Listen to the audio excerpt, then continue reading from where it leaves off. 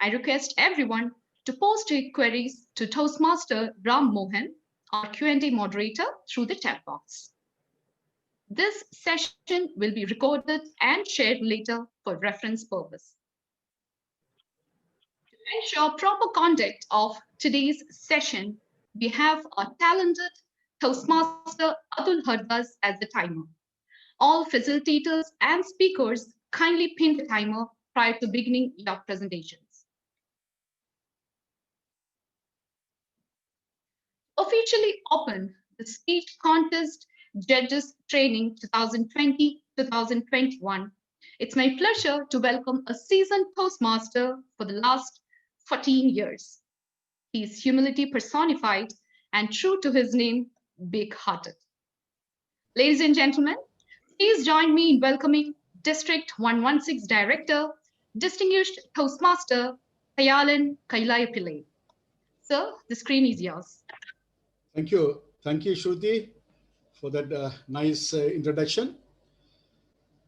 District 116 Program Quality Director, DTM Manzoor Moideen, Club Growth Director, DTM Rajesh VC, District Cabinet Members, Division Directors, Area Directors, Club Leaders, fellow Toastmasters, distinguished guests, and a special mention to our facilitators, and especially somebody from other countries. We have facilitators from India, Dubai, Kuwait. So thanks to Zoom, we got that. And also a special mention to our past district director, District 20 Director, DTM Dr. Mohammed Makluf, and all of you attended here today. A warm good afternoon to all of you. I'm really indeed very much pleased today and happy to see the registration participation number is ticking like anything. 162 participants as of now for the judges training means it is an amazing number. And that shows how much of effort our team has put in to publicize this event and bring in the people here. Right? First of all, before anything, I'll declare this District 116 judges training open. So this is one of the very important aspects in our Toastmasters program, that a lot of contestants, they contest with the hope that they will get a chance to win. And their winning is in the hands of the judges. So this year when Trio was thinking about the judging part, we were looking for a person who can really do a hard job and dedicated job in putting all the judging requirements there. Then the first name came up is our beloved DTM Surya Narayanan. So he says, yes, he always creates tension, but nobody gives attention. But we always give attention to him, and we know what he's capable of. And I had a very good fortune of having a very close relationship for so many years. And especially last year, in the new environment of online contest, we spent almost every day for the nearly 2.5 months evenings to work on the DTAC plans. And he was the judges coordinator there that time. And he did a wonderful job. So we said, let us settle down with him. And we chose him as a judges engagement manager for our district. The previous years, we have a district have a judges advisor, judging advisor, someone. Then we have another person to have a DTAC judging coordinator. This year, we decided saying that only one person is going to hold both the roles so that there is no ambiguity. One man decides everything. So that is the reason we have appointed DTM Surya Narayanan as a district judging engagement. Thank you, Surya. And first of all, congratulations to you. Welcome. And see, one thing I tell you, I'm not about knowing about other leaders. When I take something or when I part of other teams, whenever we choose somebody, we have to choose somebody who can take the real ownership for that particular function and they do it. So we can just sit back and enjoy it. So that is the reason. And because he's a very knowledgeable on this subject, that is there. Thank you, Surya. And I'm so happy today to see the wonderful facilitators from other places. And I've personally known all of them. And thank you very much for all of you to agreeing this support to us. That's great. I have one or two special information. When we were discussing with Surya also, we were telling, now this year we have to educate more and more members on the judging part. That now itself I can tell you, yes, we achieved that because of this many participations. That is also. Second one, now we have 7 divisions and 28 areas. Demand for judges is enormous. And if we don't have enough judges, then the select 40, 50 judges will really get a burnout. So we don't want that situation to happen. And every time we don't want the people, clubs or areas or divisions also to fall back to only select. You know, you go to any contest, you can see a select group of, you are here, huh? Oh, we saw you in the morning, again, afternoon, you are here. So this is what happens, no? So we wanted to have more people this time. And that is not only, we can give a training. The situation is how we are going to utilize all these judges is in the hands of clubs, areas, and divisions. Why I'm saying is, after giving all these trainings, if you are not calling them for judging, then the training is going to be wasted. My sincere, humble request to each and every one of you here, when you are choosing the judges, choose the judges from this training list also. And I'll request Surya and our PQD Mansur to release the list of attendees after this event so that they also know who are the people, so that we will give a chance for them also, especially for the new people also, to get into that. So when contests in Qatar now, we have around 91 clubs now. We have 91 clubs in the, when the really contest getting heated up, we may be having around 95. So minimum you can say around 1,500 to 1,800 members are going to participate. From there we are going to get the winners, 1,500, 1,800 members.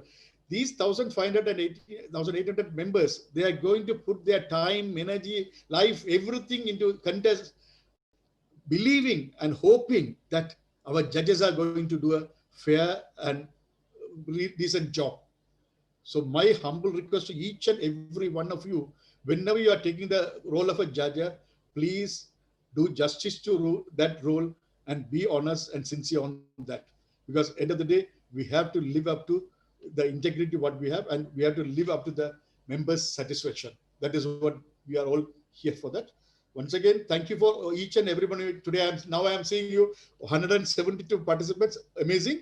Thank you for each and every one of you. Thank you for PQD. Thank you for Judges Engagement Manager and all the facilitators for this wonderful session. Wish you all the best. Back to you, Shruti. Thank you, distinguished Toastmaster Thayalan, for those words of encouragement. Briefly about the program structure, we have amongst us someone who has been a Toastmaster since 2012. He has been a judge and also facilitated judges and chief judges training at district and division levels. He has also been on the other side of the table as a contestant at various levels. It's my pleasure to welcome District Judges Engagement Manager, distinguished Toastmaster Surya Narayanan. The virtual stage is yours.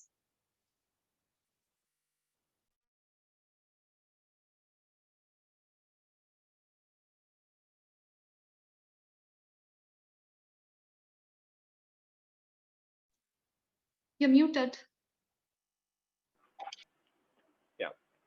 Thank you, Shruti, and thank you, distinguished Toastmaster Thayalan, our District Director, for those wonderful words. I would like to share a small presentation.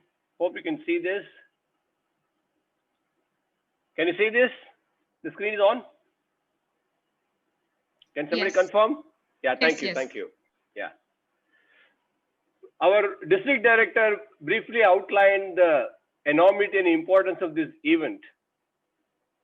To give a little more perspective as to why this judges training is important, Toastmasters is all about leadership and communication, and most of the learning happens in the club through the meetings. Yet, the contests hold an important place in the annual calendar of Toastmasters, not only for Toastmasters International as an organization, but even at the club level.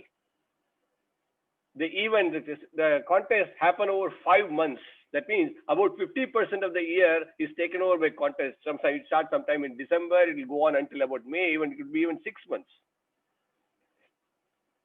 If you take our district, we have about 90 clubs, 28 areas, 7 divisions and district. All the clubs may not conduct contests, but still we are expecting that there will be 100 plus contests. And some clubs may conduct the contest in 2 legs, 2 contests on one day and 2 other contests on another day. So if we double this number, maybe 200 contests will happen. And each contest requires 7 judges, minimum of 7 judges, 5 voting judges, 1 tie-breaking judge and a chief judge. We know that many people, as our district director mentioned, same people do judging for multiple clubs, even areas and so on. Even if we discount all that stuff, we will require about 200 to 250 trained judges to run the entire contest cycle starting from December all the way up till May. This is the kind of situation that our district is facing, and that's where the contest training, judges training becomes important. When we talk about contests, since contest starts with the letter C, let me add a few words that are very important from a contest perspective. Competence. The judges need to be competent. Compliance, we need to comply to each and every rule in the rule book in each and every contest.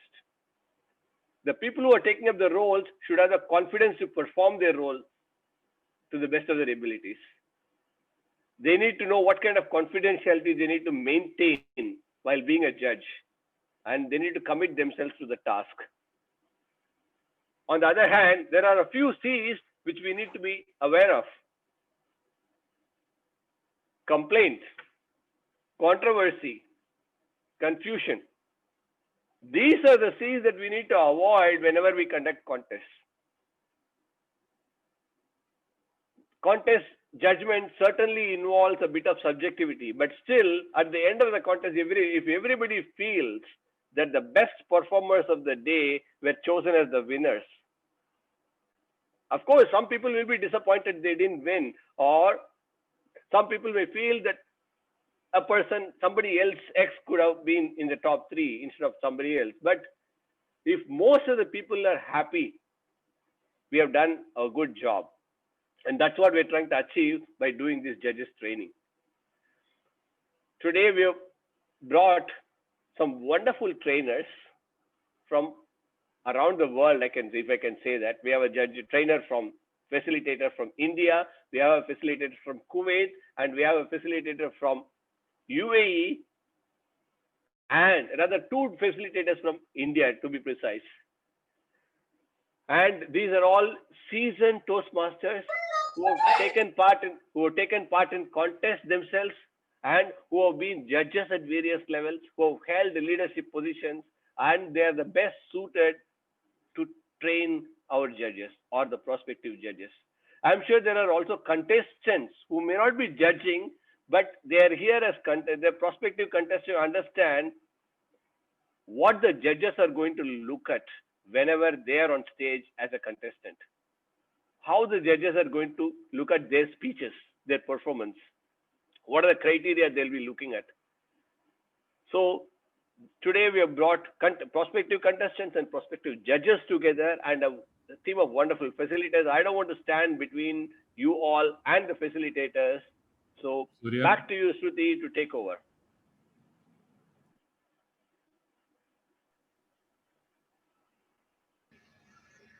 Thank you, distinguished Toastmaster Surya, for the detailed guidance on today's program. In order to take wise and informed decision as a speech contest judge, it's vital to learn the basics. For acquainting us with judging in general and qualities of a judge, we have a veteran Toastmaster who has the distinction of being a Toastmaster in 3 countries, past division governor and DTAC 2019 chair. Please welcome distinguished Toastmaster Safir Aziz. Thank you, Shruti. Can I Okay. Can you all see the presentation? And Yes, it's can you hear me? Yes. Okay, thank you. Fellow Toastmasters, good evening. I know probably late evening, for early evening for you, but I am in India right now. It's already 6:15, close to sunset. So warm good evening to all of you. I am told that more than 1/3 of the participants today are attending a judges training for the first time. So, for the benefit of these first timers, just want to capture the highlights, the key roles during a contest. So you have a contest manager and a contest chair plus the chief judge. The contest manager is responsible for appointing the chief judge, ensuring that everybody follows the rule book, briefs the contestants, ensures eligibility criteria are met, manages the contest per se, and at the end announces results and passes on the certificates. Whereas the chief judge qualifies the judges, briefs them along with the timers, tally counters, monitors that the contest is taking place in the right spirits, at the end tallies the results and passes on the results to the contest manager. Today, the focus in my presentation is on judges. What are the objectives of a judge, eligibility criteria, qualifications, and qualities of a good judge. But before we proceed, I want to ask, and I request our IT manager, Ram, to enable the chat for a minute. And I want to ask the first-time judges, what is the objective of a judge? Chat is already open. Yeah. Ram, can you help me read out the answers that are coming through? Because I'm, okay, maybe I'll stop the share and then, yeah. Okay. Fair and equal judgment. Go on, I'll probably take another 30 seconds.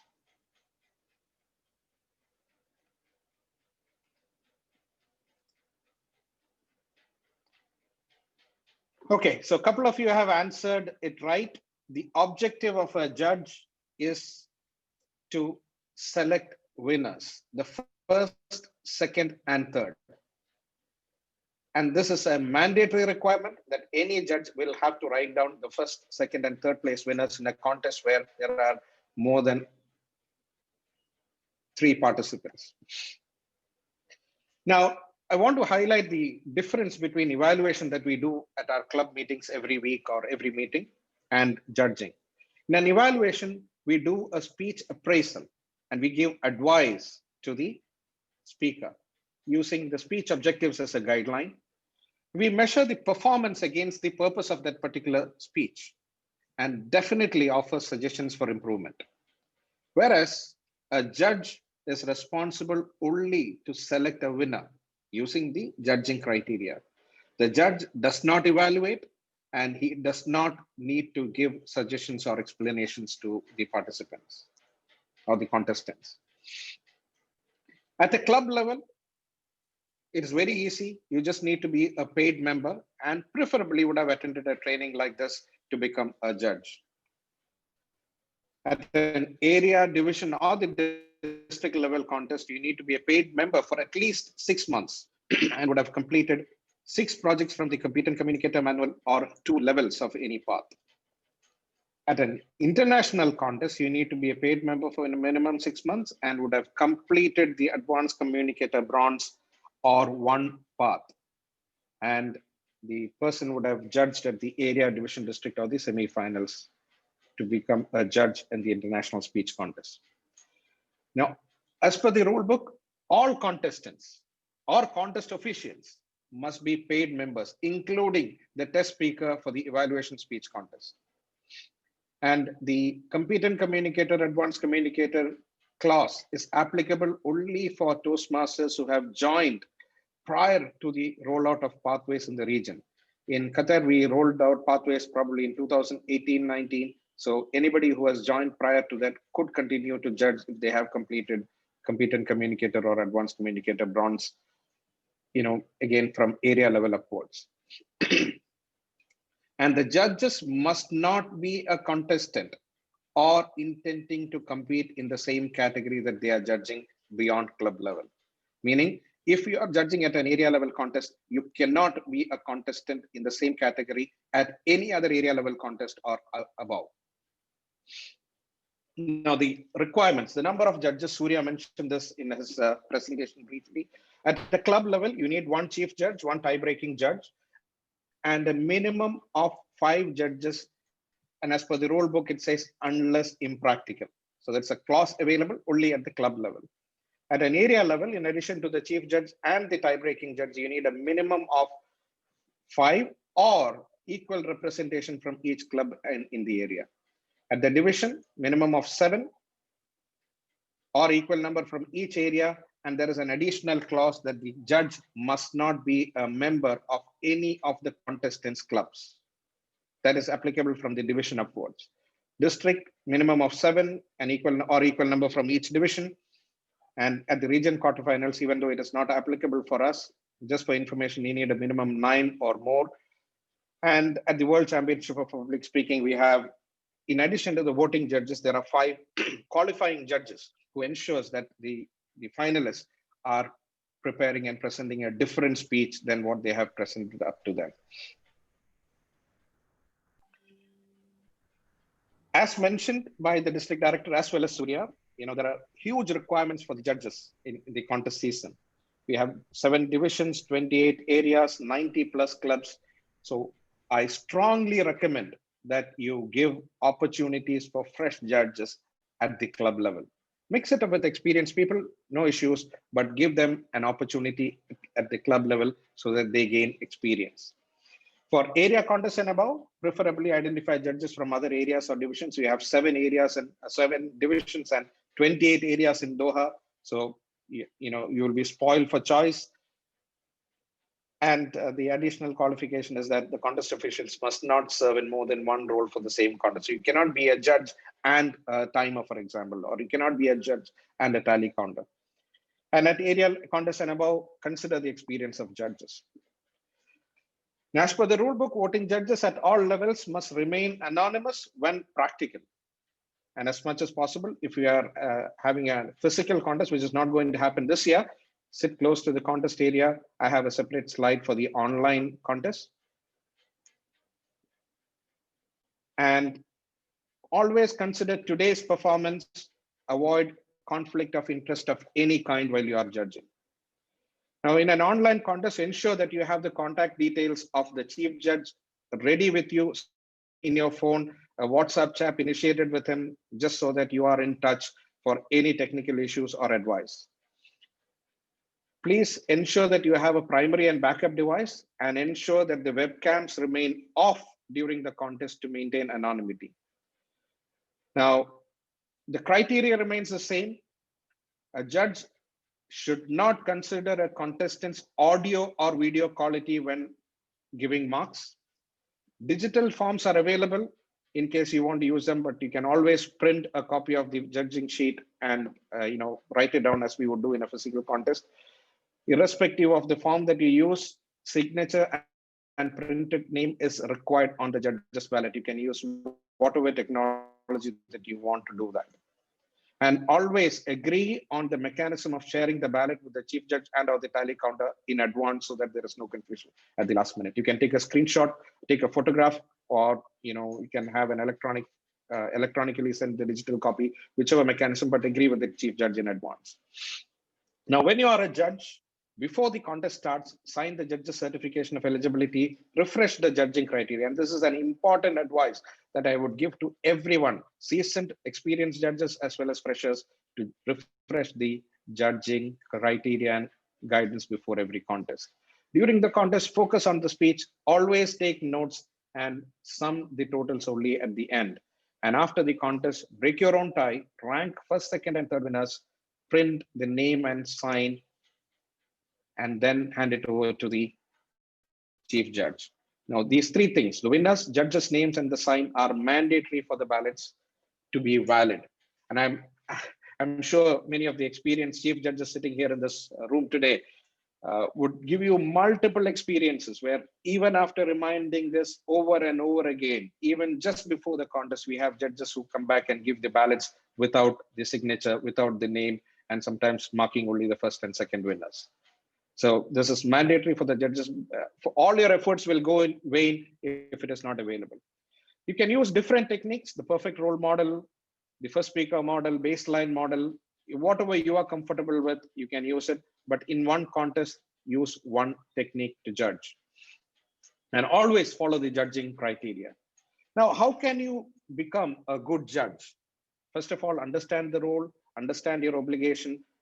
We will refresh the qualities of a good judge, be clear of misconceptions, and be clear about the barriers to objectivity. The role is not to play God, not to time or evaluate. It is just to select the winners, use criteria, not the overall impression. We have an obligation to the contestants, to the audience, to Toastmasters International, and to ourselves when we judge, because it's a question of integrity to do the judging right. A good judge is always fair, accurate, trustworthy, knowledgeable, and a great listener, because he needs to listen carefully before he takes a final decision on how the contestant performed. A few misconceptions. Serious speeches are better than when it comes to international speech. No, a contestant can use humor in any contest. International speeches must be motivational, not necessarily. He or she can give any speech, including a purely entertaining speech in the international speech contest. Use of props are not preferred. The contestants can use any prop, any music, any aid, as long as it supports the speech objectives. A few barriers to objectivity. One is the speaking position. Sometimes we have this affinity towards the first speaker or the last speaker, and we need to be aware of that. We want to give people with a handicap a slight advantage. That is wrong when we are judging. If the delivery of a particular person is dynamic, then we assume that the content is good. Not necessarily. Delivery gets its own share of marks, content gets its own share of marks, and in language gets its share of marks. So please go through the criteria and judge accordingly. Reverse halo effect, questionable grammar. So that means the content is not good, not necessarily. We see speakers come back and compete many years. It might impact us, but the recommendation is that we judge as if we are hearing the speaker for the first time. And if somebody is wearing a jeans to a speech contest, yes, that is a social behavior that may not be acceptable to our region, but see whether how that particular aspect is helping the speech itself before making any judgment. Personal likes and prejudices. An example that I always quote is, somebody comes and speaks about vegetarianism. I'm a strict non-vegetarian. But that should not impact my judgment, because our judgment is on the speech itself and not about the content, whether I align with that content or not. And giving someone else a chance is not something that we would want to do, because everybody has a fair chance in a contest, and their past experiences, past appearances does not matter. Now, to get improved results, first is to gain experience. And that is why I started off with a request that at the club level, please give freshers a chance. Ensure that the judges are trained, and more importantly, that judges does not have any conflict of interest, especially the affiliation to the club. That is something that needs to be taken care of from the division level upwards.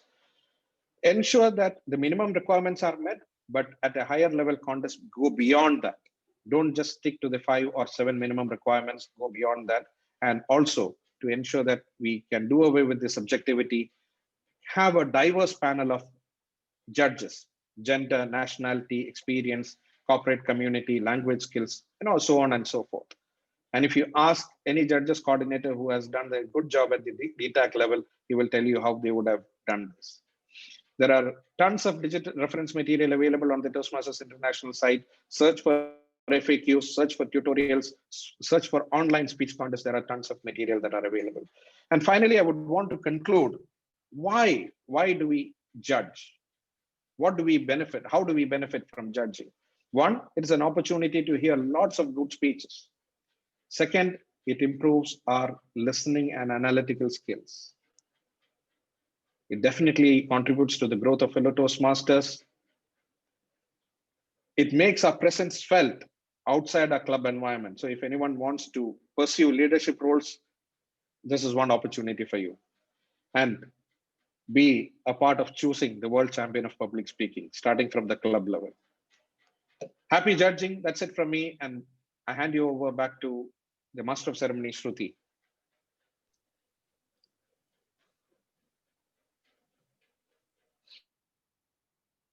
Thank you, distinguished Toastmaster Safir Aziz, for that detailed and informative session.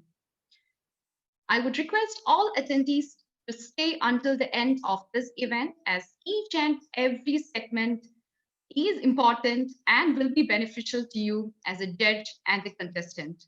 Thank you. Judging is as challenging as delivering a speech on stage. Now that we have learned the basics of judging and good judging attributes, it's time to get into the intricacies of each speech contest. To start on with, we have an eminent Toastmaster to guide us on judging the international and humorous speech contests. A self-development trainer certified from Highfield, UK, life coach certified from International Coaching Federation, USA, distinguished Toastmaster and past district director in Toastmasters, dentist by profession with a master's degree in oral surgery. Ladies and gentlemen, please join me in welcoming past District 20 Director, distinguished Toastmaster Mohammad Makhlouf. The virtual stage is yours. Thank you, MC. District Director Thailand, DTM Thailand, Club Growth Director, DTM Manzoor Mohiddin, CGD, DTM Rajesh, fellow Toastmasters, dear friends from District 116, and guests from all over the world. Good evening. It's a great honor to be again with all my friends in District 116. I was honored to announce the formation of District 116 when I was District 20 Director at that time. Now let's move directly to our session today. We will speak about the international and humorous speech contest and why we choose both to be together today, because both are having the same palette except only one difference, and we will speak about that. Our agenda today, we will be familiarized about the judging palette, the criteria of judging, the rights of the judges, and the difference between humorous speech and stand-up comedy, which is very important in considering the evaluation of the humorous speech contest. Judges, contestants, guests, attendees, judges' decisions are confidential. Please make sure that your decision is not revealed. Telecounters, chief judge, all those officials, judges' decisions are confidential. You are not an evaluator, as DTM Safir, my close friend, and I quoted some of his presentation in my presentation. Thank you, DTM Safir Aziz. This decision is confidential. Please keep that in your mind. Familiarize yourself with the judging palette, and I will tell you why. Now, in the judging palette, we have this upper part, then the ballot itself, then at the back, the judging criteria. Please refresh your memory every time. I personally judge to the level of the international contest in the international convention. And every time I'm judging, I'm reading the criteria before the judge. This part, the upper part, helps you to pick the winner properly. So use it. Don't only use your personal judgment. Use the criteria, give points, and accordingly choose the best.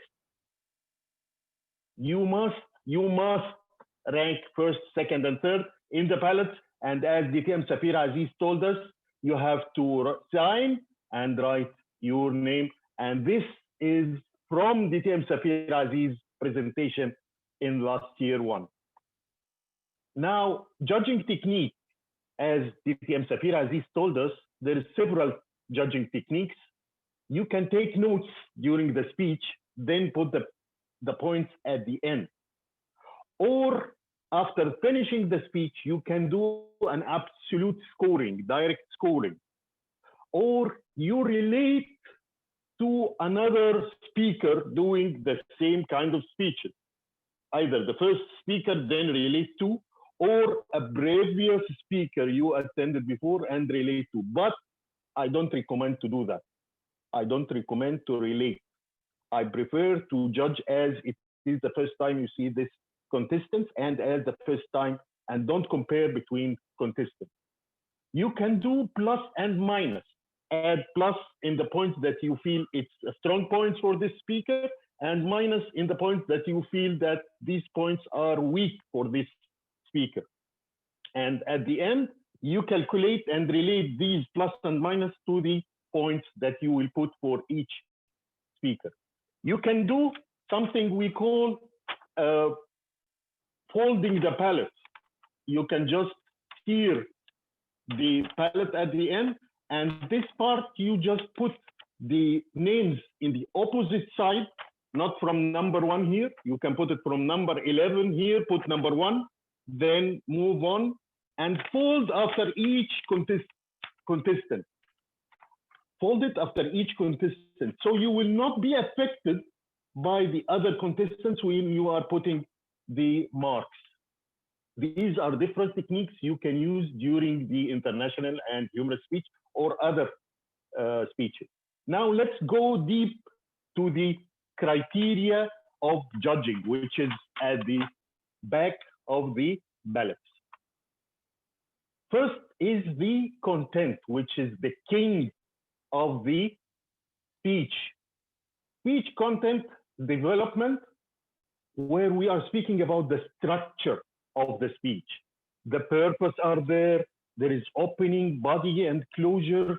There is illustrations. There is examples. Did he give the full idea that we need? Is there a good development in the story if he is giving a story?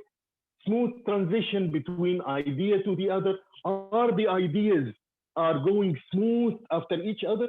All these should be considered when you are judging at the speech development part. The effectiveness. Here we are seeing the effect of the speech on the audience and on you. Did this speech purpose was clear and relate to you? Was the audience interested in that topic or no? Judgment of how speech came across you. This is very important also. And the third part is the value of the speech. This is very important. What did you get from this speech? The value to the audience.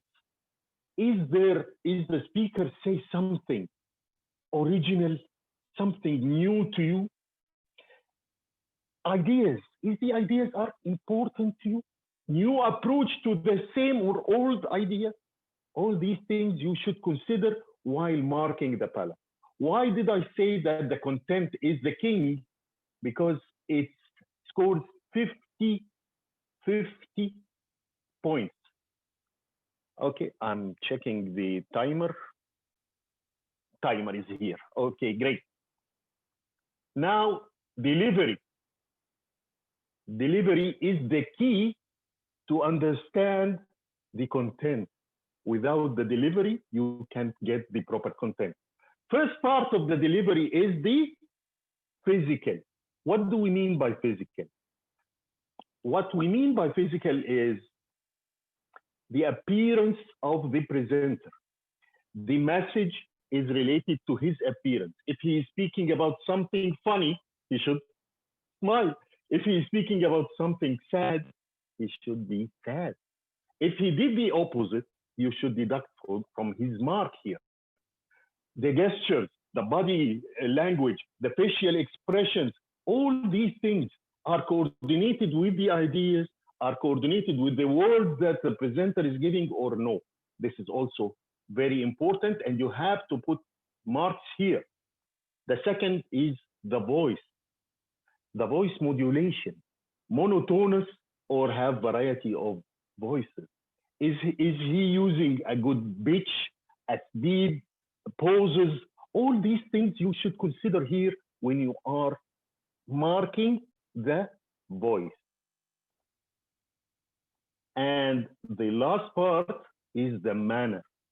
What do we mean by the manner? Some of the presenters or the speakers, they are not believing in what they are saying. They doesn't have the enthusiasm during his speech. So you don't feel that it enters your heart. You didn't feel the speech. This is what we mean by manner. As it is said, does the speaker believe in his message? Does he have the enthusiasm and assurance about his message and his speech?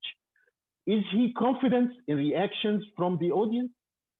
Here, it applies also in the humorous.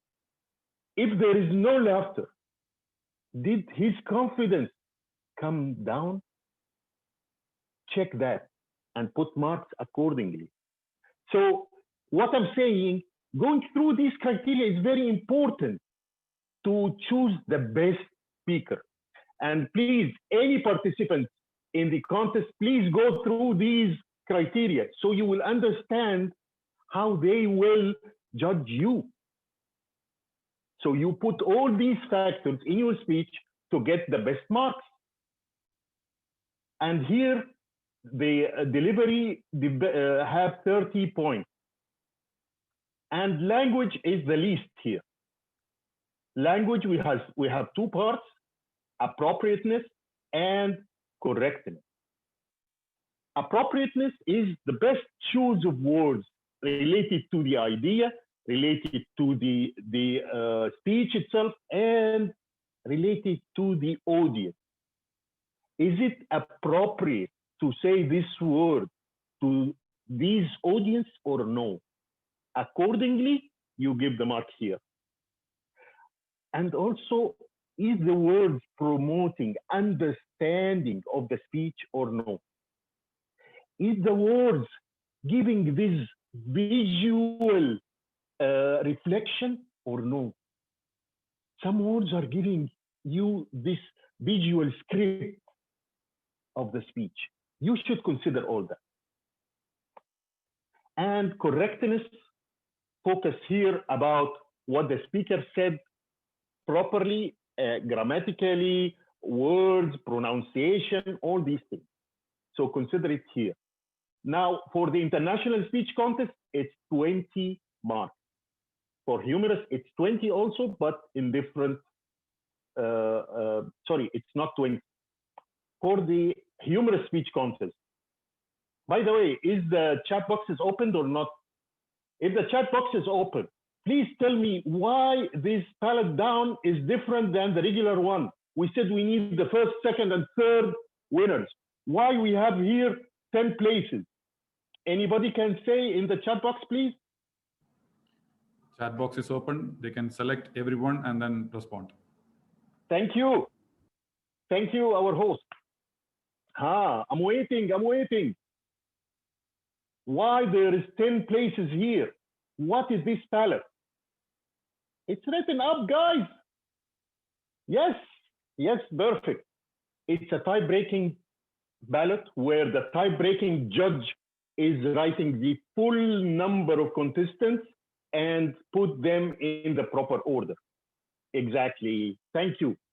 So the difference between humorous contest, speech contest, and the international speech contest is in the audience response. And here for online, the Toastmasters International and the contest rule book said that if you couldn't, of course, online, we cannot see the response of others. So reflect your response on this point. Depends on your response, because for humorous, we can't see the laughter of others. We can't see the response of others. It's online. So reflect on your response here. Or imagine that there is audience around you and see their response. But as per the rule book, reflect on your response to the laughter or to the jokes or to the speech of the speaker. To take these 15 points here, we deduct 5 points from the correctness and 5 points from the speech development and 5 points from the effectiveness. And instead of having 20 and 20, it becomes 15 and 15. And for the correctness, instead of 10, it becomes 5 only. Okay? Thumb up if you are following. You have thumb up. Please give me thumb up if you are following me. Yes, amazing, amazing. Okay, what is the judge's right? I need somebody to write in the chat box. Please write to me. What is the judge's right? Huh?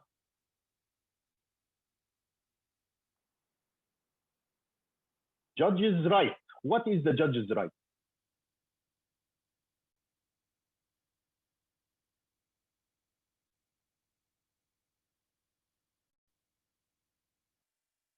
To find a winner, to select a winner. This is his job. But his right is, you have the right to protest if you find something against the two things that we have to protest for. What is the two things that we can protest on? On the chat box, there's two things we can protest against. What is the two things that we can protest against?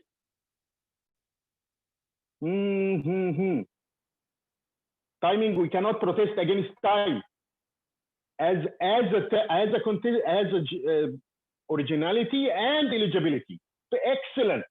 Originality and eligibility. So you can protest. To whom you can protest? In the chat box, to whom you can protest? To whom you can protest? Chief Judge. Only Chief Judge? Everybody is saying Chief Judge. There is somebody else you can protest to. No, MC, you can't protest to the MC. No. Yes, contest chair or contest master or contest manager. Excellent, excellent reaction. Okay, there is something very important here. Please know the rules. Why you should read the rule book. Why you should read the criteria to prevent misconception. This speech is too much drama. He can't do that. This is not allowed to do all these drama in the speech. Is it right or wrong to put drama in the speech? In the chat box, right or wrong to put drama in the speech? Yes, yes, amazing. Yes, it's right to put drama in the speech. And against that, it's right to have an informative speech. Nothing against that. Even in the detail, you can have an informative speech, but it's a contest. So you have to consider others. What is the best you can deliver, deliver. There is a lot of misconceptions. Please, if you read the contest rule book, you will elaborate all these things that you shouldn't do or you shouldn't consider.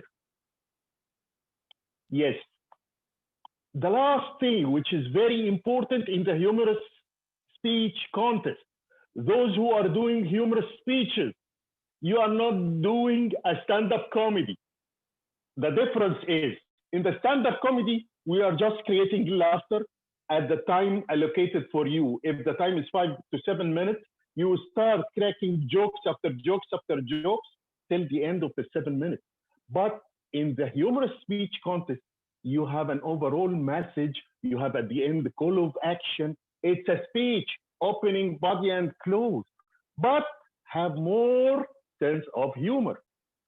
There is, here in the stand-up comedy, there is laughter after laughter. In each minute, you have 4 to 8 jokes or 4 to 8 laughter. Here, the laughter is sandwiched between the ideas of the speech. So we have ideas, and in each idea, we are sandwiching some laughter. Here, in the stand-up comedy, appropriateness is not mandatory, but in the humorous speech, it is mandatory. We have points on it. And in the expectations, everybody in the stand-up comedy are expecting to have so much laughter. But in the humorous speech, we want message and laughter, message and humor.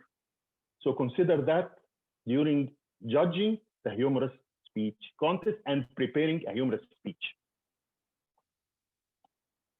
At the end, there is a quote saying, the strongest principle of growth lies in human choice. Choose the best. Back to you, MC.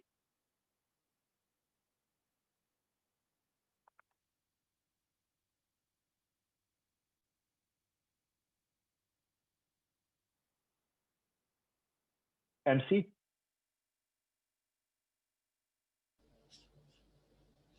Shruti? Yes, I'm here. Yep. Back to you. Thank you, distinguished Toastmaster Mohammed, for that spectacular session loaded with valuable information on varied judging aspects. Thank you. Thank you so much. There is a famous saying by Confucius, Chinese philosopher and politician. I see and I forget. I do and I understand. Inscribe the learnings on judging process and use of Judge's Guide and Ballot deeply in our minds. We'll now have the most interesting part of today's event, the practical session. I urge all participants to get ready with the international contest judging ballot, which has been shared through the chat box. We'll follow the judging criteria for international speeches, except that the speech duration will be 4 to 5 minutes. Of course, judges need not bother about speech duration, but in order to guide the speakers, we have our timer, Atul Hardas. Ladies and gentlemen, we have 4 amazing speakers from District 116 who have volunteered to support us. Speaking order will be as follows. All attendees, please note. The first speaker is Akshay Datta. I repeat, the first speaker is Akshay Datta. The second speaker is Alfonso Castillo. I repeat, the second speaker is Alfonso Castillo. The third speaker is Gina Katie. I repeat, the third speaker is Gina Katie.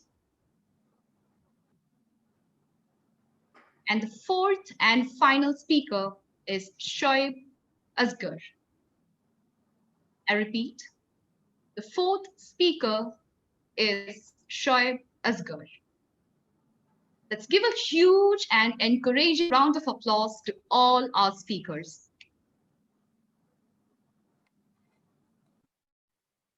I'll be announcing their name and title of their speech, followed by the title of the speech and name. In between each speaker, there'll be 1 minute of silence to allow the judges to complete this course and prepare the next speaker. After the last speaker, you'll have 3 minutes to finalize your ballot. We'll be posting a Google form link for submitting your top 3 in the order of first, second, and third. Distinguished Toastmaster Surya will compile all your ballots and will be discussing the same with us immediately after the break. We'll now have 1 minute of silence for the first speaker to prepare. Timer, please note. Noted.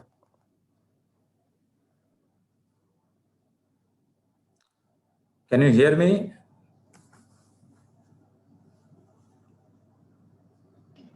Yes.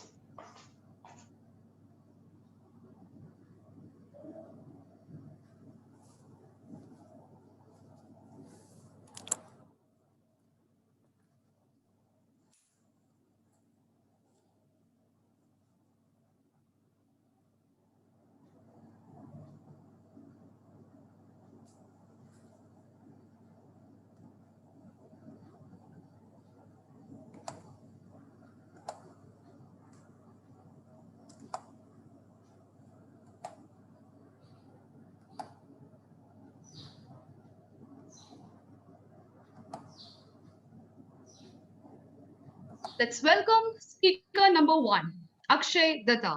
Let's give him a big round of applause.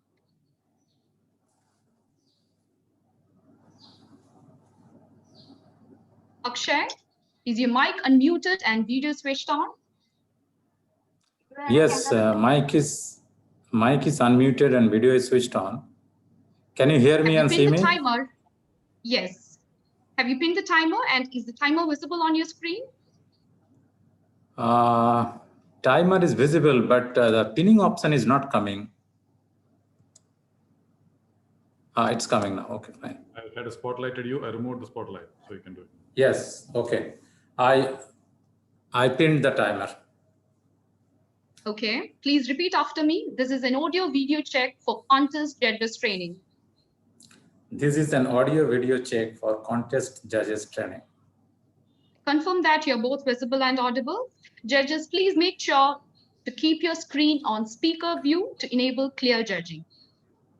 Akshay Datta, Hakuna Matata. Hakuna Matata by Akshay Datta. Over to you. A cockroach or a lizard, if I suddenly throw to your face, how would you feel? Now, instead of insects, if it is wild animal, I had that rare opportunity to see them very closely. And then something happened that me and my family will never forget in our life. MC, my fellow Toastmasters and prospective judges, a very good afternoon. Late 2016, my family, along with other 2 families, landed in Kenya, the country of wildlife. We were there for a week-long trip. Little did we know that this is going to be an absolutely exciting and unforgettable time for us. Day 1, as soon as we entered the Nairobi hotel, people greeted us, Jambo, Jambo. And then we asked something, they say, Hakuna Matata, Hakuna Matata. We were curious what they're saying. Our kids were smart. They quickly figured out Jambo means hi, hello. And Hakuna Matata means no problem. So we understood. That day was not a very hectic schedule. We just went for some light boat riding, some local sightseeing, but mostly relaxing. Hakuna Matata. But our main destination was Masai Mara. When we reached there, we got visibly scared. We didn't have any resort or hotel. We will be living in a tent right inside the deep jungle. No Wi-Fi, no telephone. After the dark, you're not allowed to go outside the tent. One tent is 50 meters away from another tent. If you need any help, you show the torch through the window and one security guy will come to help you out. It was really scary. Next day, we took an open jeep and then we went to see the jungle host. After some time, our driver spotted some crowd in a far distance. We approached. We saw there are 6 cheetahs lying in front of us. The driver told us to be silent, but our kids were noisy. And then all of a sudden, another jeep came, full of ladies. They started counting them loudly. 1, 2, 3, 4. Oh my God, can you take me a selfie? I got visibly disturbed. I was telling them, can you please shut up? I will kill you, otherwise these cheetahs will not spare us. Then something happened. One of the cheetah stood up, started gazing into us, and then approached us very slowly. And then that moment came.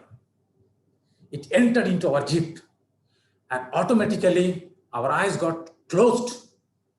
That instant and intense terror paralyzed all of us. We all were trembling, sitting still.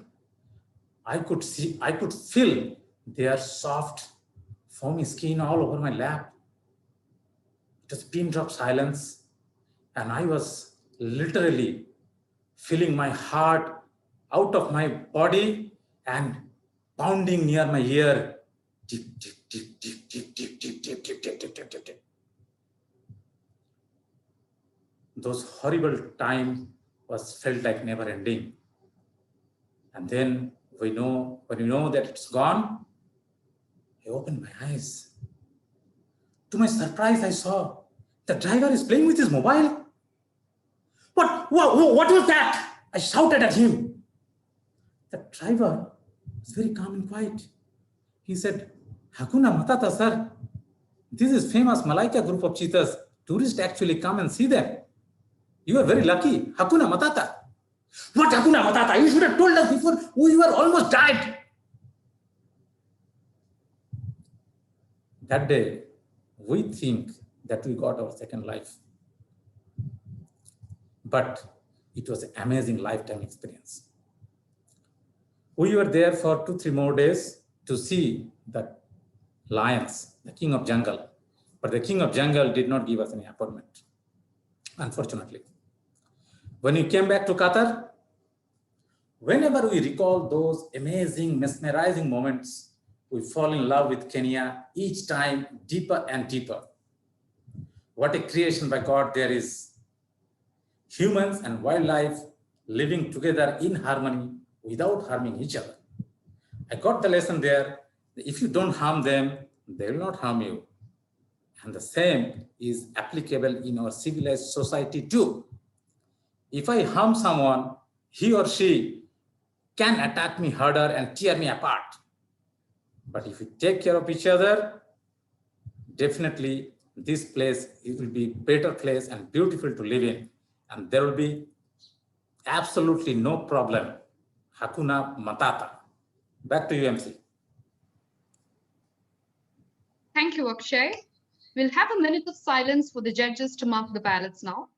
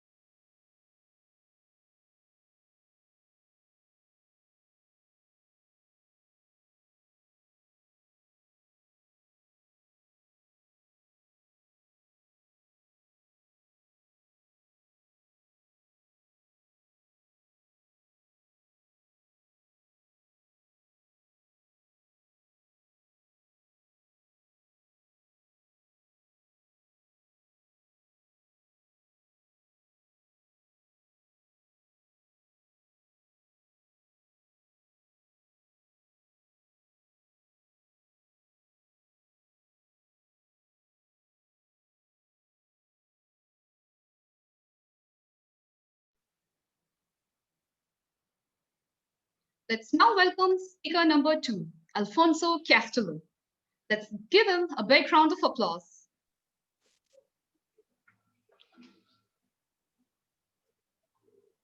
Alfonso, is your mic unmuted and video switched on? Can you hear me? Yes, I can hear you. Have you pinned the timer? And is the timer visible on your screen? Yeah. Thank you. Please repeat after me. This is an audio video check for contest judges training. This is an audio video check for contest training. I confirm that you're both visible and audible. Judges, please make sure you keep your screens on speaker view. Alfonso Castillo, I Slay the Monster. I Slay the Monster by Alfonso Castillo. Over to you. Thank you very much. Being brave is not the absence of fear. Being brave is having that fear, but finding a way through it. Distinguished Toastmasters, district officials, fellow Toastmasters, and guests, good afternoon to all of you. Do you believe that monsters really exist? Have any of you seen one? I believe I did once. That was once upon a time. I was in my grade 5 when I actually encountered what I believe is a monster. And it happened right there when I was participating in a school program called Balagtasan, a debate-like contest which popular among the Filipinos of the Tagalog-speaking region. It was there right in front of me, my teachers, my parents, and other guests. But how come? It seems nobody is seeing it, nor nobody recognized the fear and the trouble that I am into at that time. At my young age, I wanted to be brave, stand my ground, and confront it. But as I stood there, motionless, staring into the eye of the so-called monster, I was overwhelmed. I cannot move. I cannot open my mouth. And I forgot those ideas in my mind, as all I felt was fear. I was not able to perform the role that I was supposed to play. That night at the stage of my beloved alma mater, I lost to the monster called public speaking. I left the stage in complete embarrassment. The monster has taken me over completely. And while I'm walking away from the stage, I talk to myself and promise not to be part of any future public speaking or any school program once again. Fast forward to my high school days, I was successful in my effort of not getting any role in stage activities by becoming an event organizer all the time. Who would have known that I am doing it so that I will always be assigned in program arrangement and preparation. And in doing so, I will see to it that my name will not be on the list of the performers. I see to it that I am always in the shadow, a mere backstage player who directs but never performed, fearing the repetition of the same embarrassing moment that happened on the stage not so long ago, until the time when I can no longer escape my fate. I came from a poor family, and getting a higher education at the time for me is a big issue. Luckily, I passed the scholarship examination in one of the prestigious engineering school in the Philippines.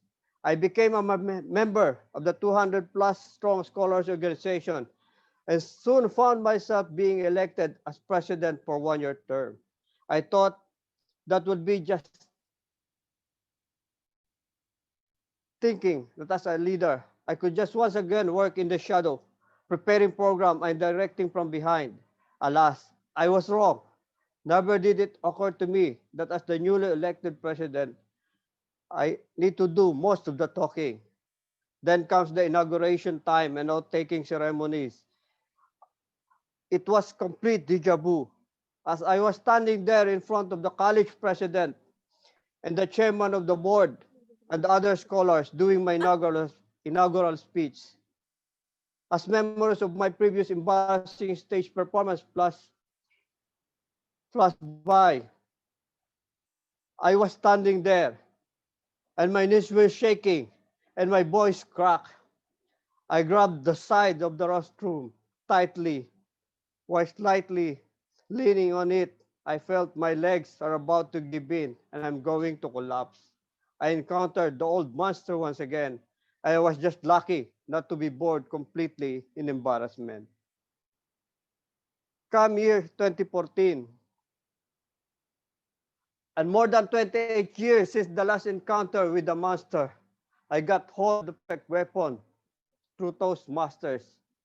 Through the mentorship of Galpar Toastmasters Club, I slowly built my self-confidence and honed my skills to prepare for battle in the area of public speaking.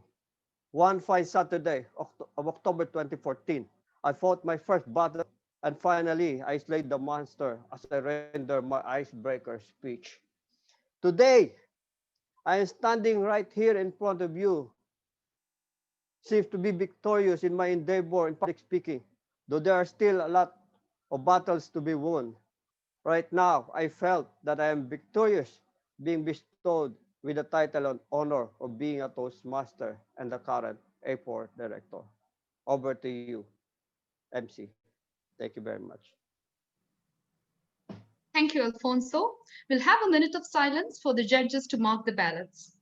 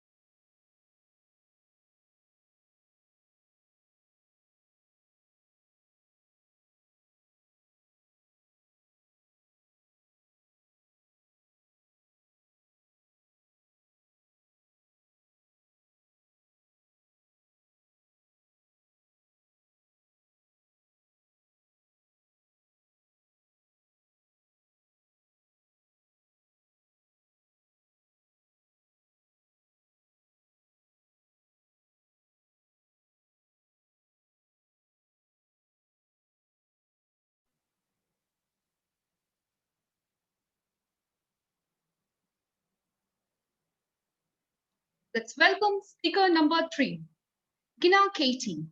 Let's give her a big round of applause. Gina, is your mic unmuted and video switched on? Yes, my mic is unmuted and video is switched on. Can you hear me? Yes. Have you pinned the timer, and is the timer visible on your screen?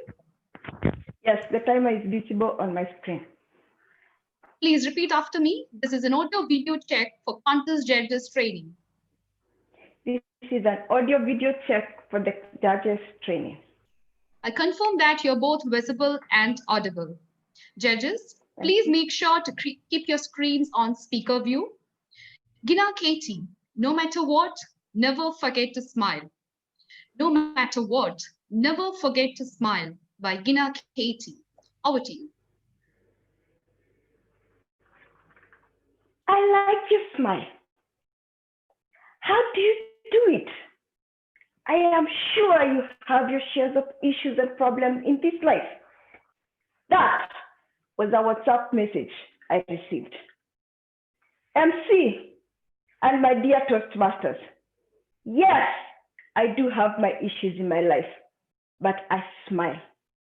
I smile because after months of being depressed, after months of concentrating only on what was wrong in my life, in August 2020, I realized that I was not living and it was time to take hold of what was important in my life. And so I decided I am gonna love myself for the way I am, and I am gonna analyze and be grateful for what is important in my life. And that is why I smile. With the effects of COVID-19, unfortunately, most of us have forgotten how to be compassionate with ourselves. For example, a recent study showed that the cases of plastic surgery have been on the rise in the past few months. This is because we as humanity decided we did not love how we looked on our Zoom video meeting. So now, filtered and doctored images on the ground are not only deciding how we should feel, but how we should look. But fear not, my dear Toastmasters, because no matter what you do, whether good or bad, people will always have an opinion. For example, have you ever told somebody dear to you your dream, and all they did was try to tell you that your dream was so big and that you're spreading your wings so much and that you should relax and just shrink yourself and conform to what they believed was their reality? But the truth is, it doesn't matter what I think about you. What matters is what you think and believe about yourself. So if you have the faith in your dream, please go for it, for only you and you can decide your destiny. So if you wake up tomorrow and decide to frown because you believe that your life is less than what you believe it should be, just remember the 5 below points. 1, scholars, doctrine, books have all agreed into one thing. You and you only are magnificent. So please believe it and smile. 2, your life is as a result of your thoughts. So please choose to think wisely and create the destiny that you want. 3, the universe will never create a vacuum. Why? Because the greater your problem, the magnificent and huge your reward will be. So go through the trials, believe in yourself, but most importantly, smile. 4, it doesn't matter who you are, whether you're a CEO of a company or a cleaner, we all go through struggles because struggles are here to make us stronger, and they are what will always make us prepared for what is ahead in life. So please go through those trials, believing that everything will be all right. 5, but not the least, Billy Ashbrook has this great saying that goes, destiny is obligated by universal law to concede to the demands of unwavering faith. So if you believe, you shall be successful. My dear Toastmasters, it doesn't matter what you're going through, job loss, financial issues, disease, or you just won the World Cup. Believe in yourself, for only you and you can get yourself out of that issue. Plan, execute, and just like the phoenix rose through the ashes, you shall conquer, for you are a champion. Over to you, MC. Thank you, Gina. We'll have a minute of silence for the judges to mark the ballots.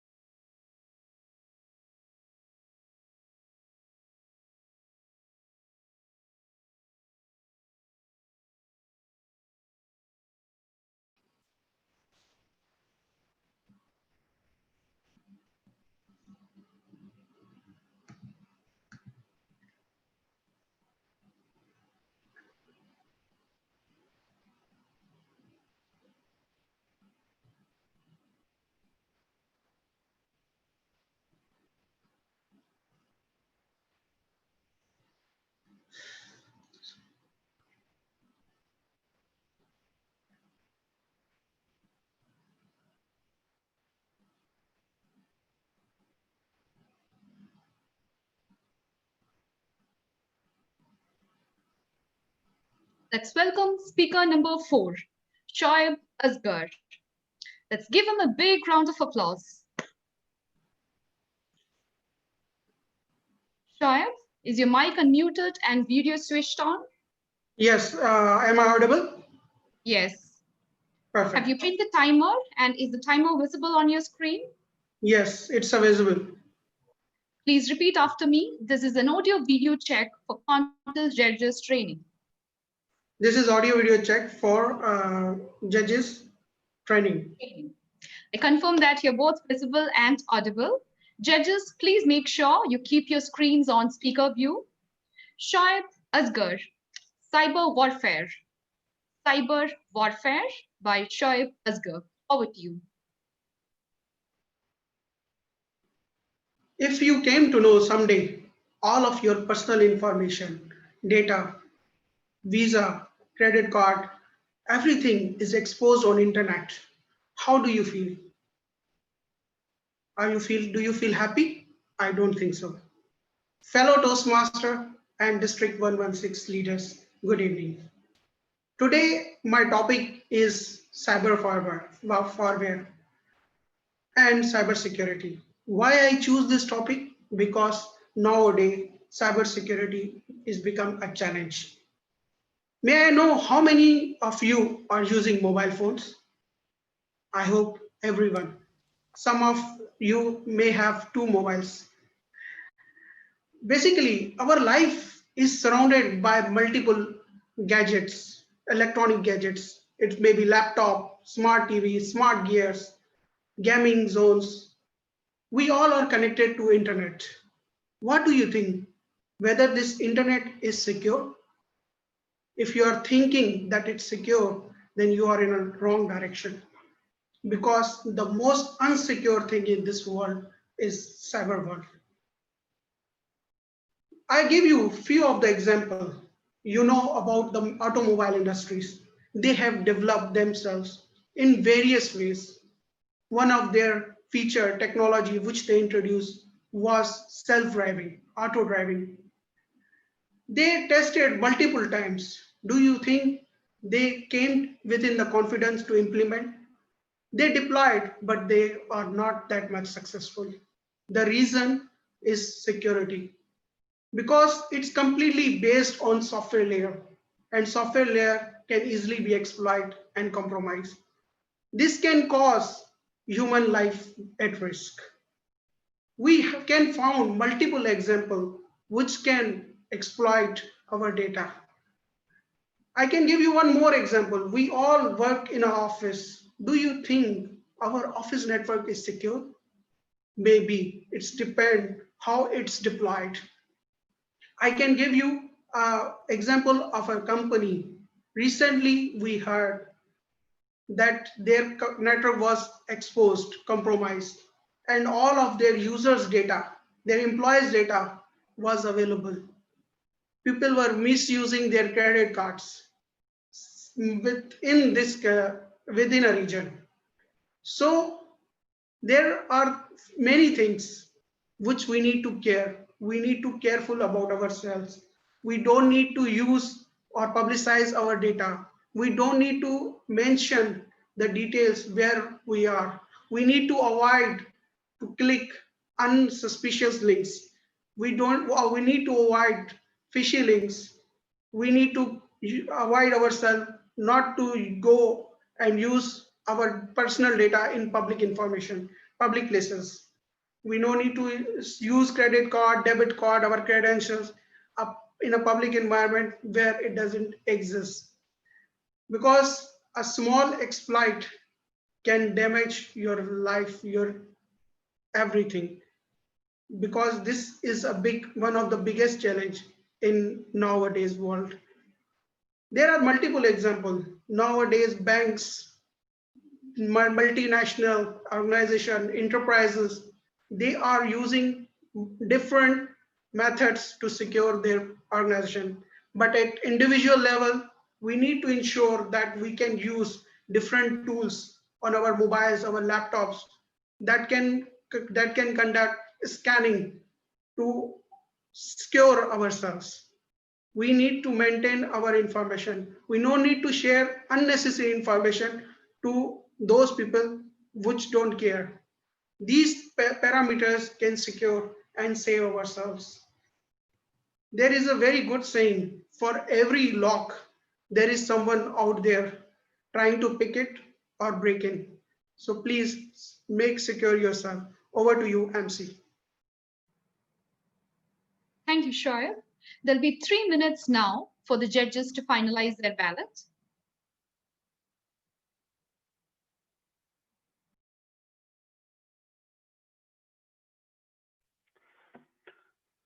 Ram, can you share the link? Give me 1 second.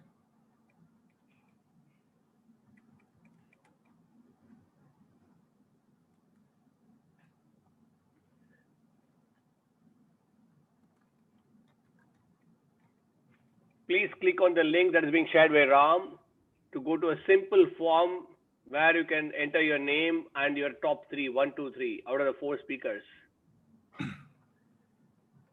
The names are appearing. You just need to select from the drop-down list and make sure you don't select the same name for 2 places.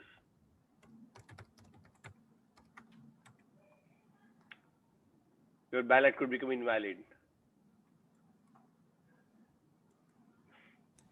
What is the link?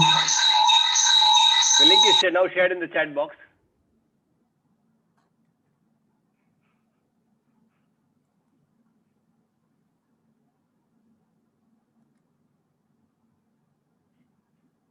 Hope all of you can access the link. I just did and it is working. Thank you, Surya. Thank you. Thank you.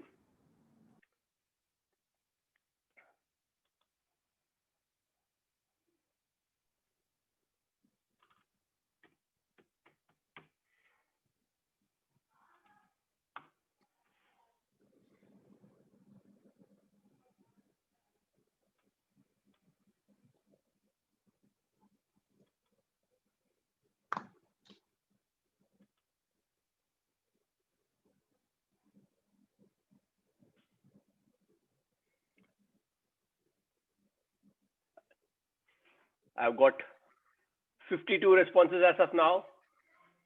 53, 55. We have 180 participants here.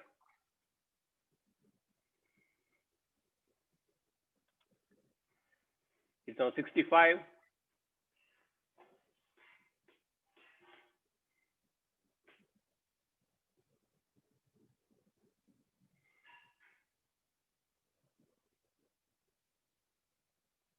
We just touched 70.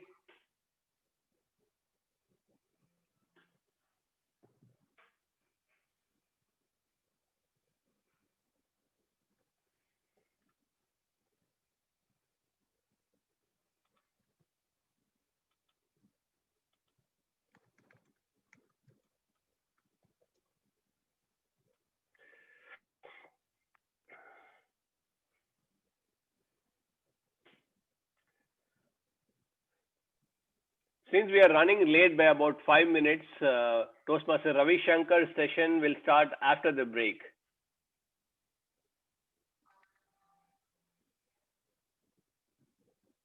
Three minutes over. Yeah, thank you. You can continue to respond and then go for the break, and please come back within 10 minutes. So we'll now have a short break for 10 minutes and do join us back for the exciting second half of the training. Thank you. 2020-2021. We had an informative practical session on judging particulars for Toastmasters speech contests. It's very important. We are also aware of revisions effected in contest rulebook recently. Next, we'll have an insight on the major changes in contest rulebook for this term, specifically for contestants and judges. Please help me welcome District 116 Administration Manager to share key items from Speech Contest Rulebook Explanation of Changes. Toastmaster Ravi Shankar, the screen is yours. Thank you, Shruti, for setting up the floor for my role very easily. There's a very beautiful quote in District 116 said by a Toastmaster. Any job is very easy if you know what difference you make to it. Guess who said it quickly? Ravi Shankar. Who said that? Only CGD can say those type of words. Friends, district leaders, dignitaries, club officials, and my dear Toastmasters, good evening from District 116. In a Toastmasters program, speech contest plays a vital role in an important thing. The rule book, which we call, no more we call it as manual or any other name, we call only as rule book complete everywhere. This contains rules as well as procedures how to conduct speech contests in Toastmasters way. If you're a person who is competing or conducting or participating in a contest, it is very important you should be aware. By that, my quote comes to you. If you know what difference you make to it, our district becomes strong. With that, I'm going to take you to my, I can share now, Ram? Yeah. Yes, you can. Yeah, we can see it. Yeah, I got it, thanks. Is my screen clear to everybody? The Yes, rule please. book, yeah, the rule book has got 3 parts basically. Get a knowledge of this, then things goes very simple for us. The first part is rules. Second part is checklist. Third part is speech contest materials and additional resources. Why I underline this? Line is newly added. And the rules have got 8 segments. General rules, international speech contest rules. This is general for all Toastmasters in specific. And this has got again 8 subdivisions. And in specific, international, evaluation, humorous, table topic, tall tales, and video speech contest. The checklist part, contest year checklist, chief judges checklist, contestant checklist. This gives us, just a minute please.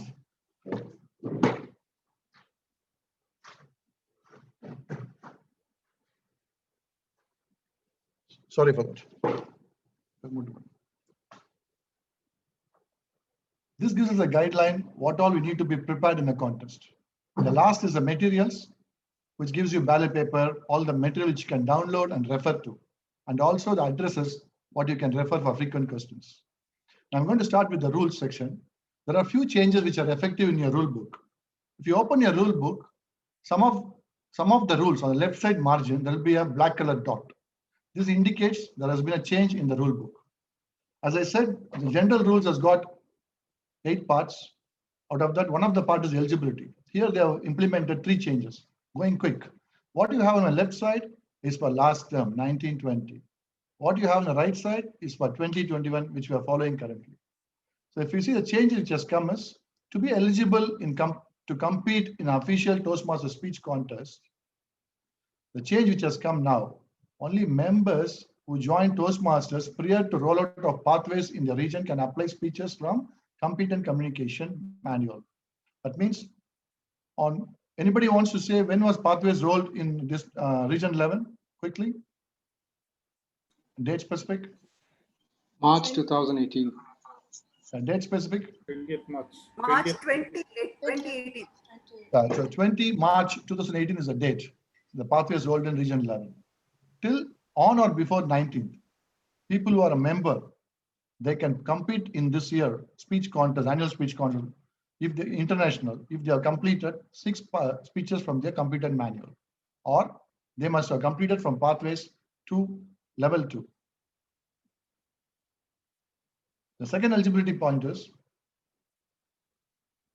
role players, especially contest judges, chief judges, voting judge, tiebreaker judges, timers, all which we call officials for contest, must not compete in the contest in which they are serving. This point may be a little tricky to understand, but in practice, it is a challenge for us, especially at club levels. We have shortage of people. There is a very good chance a single person do a double role. We strongly advise you have to give these roles to unique to a person and then practice it.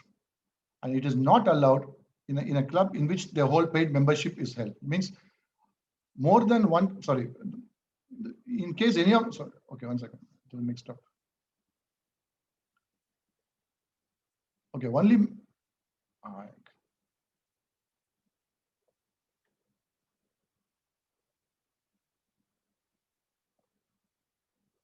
Okay, Toastmaster members more than one club and who meet all requirements are permitted to compete in the club contest in each club in which their whole membership is upheld. Now, if you want to be a chief judge or a voting judge or a tiebreaker judge in a Toastmaster speech contest, it is also important the same rule applies. You need to finish 6 speeches from your CC manual if you are a Toastmaster on or before 19 March, or you should have finished level 2 from Pathways Learning Experience. That is what the changes which is brought in the rule book for us. Those 3 are from the eligibility part. The selection sequence.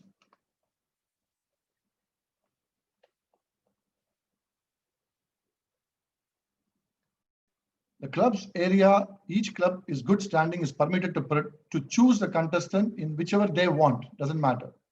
But if the contest is held, it must comply with the rules of the rule book, which no more we call it manual. It comply with the rule book, and it is no more called if applicable. The area then proceeds to the division contest if applicable. The division winner then proceeds to the district council. The meaning here is the if applicable word is now strike. This is the stricken word. It got missed here. This is a strike word in this. Earlier we say from division, for example, you finish an area contest, division is not taking place. A person can go on behalf of division 2. It does not valid anymore. If you are international, if you are going for a speech contest, you got to clear the division, then only enter the district. In some districts, it has happened, not specific to us. Now, speech subject and preparation. Earlier, we used to say all contestants will speak from the same platform or area designated by the contester. This is the words of contester. Now, the extra clause is added. The contestants must not reference another contestant or a speech presented by another contestant from the platform at the same contest in which they are competing. For example, the first contest is an international contest. You are the 5th contestant. You will not refer in that contest a contestant speech or any other material presented in the same contest. You may do it in another contest, or you can refer to somebody's recorded speech earlier you heard, no problem. But in that contest, you will not give any common thing. This rule was especially added to promote fairness and integrity in the contest and also ensure judges don't sway away in their decisions. The general procedure we have. Okay, this is not applicable to our level. We can skip this for time being because this is talking about the immediate past president acting as a chief judge for all region level contests. This you can take it as only for information for you. These next 2 points, okay? Now coming to the general procedure, last part, which is applicable to us. Now, the level of contest. The contest officials must not serve in more than one role of the same contest at the area when practical, means if at all possible.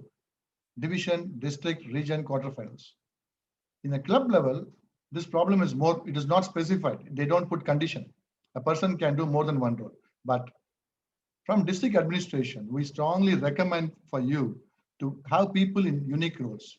In case if your club is a small club, you are shortfall of role players, we encourage you to invite role players from outside and conduct the contest.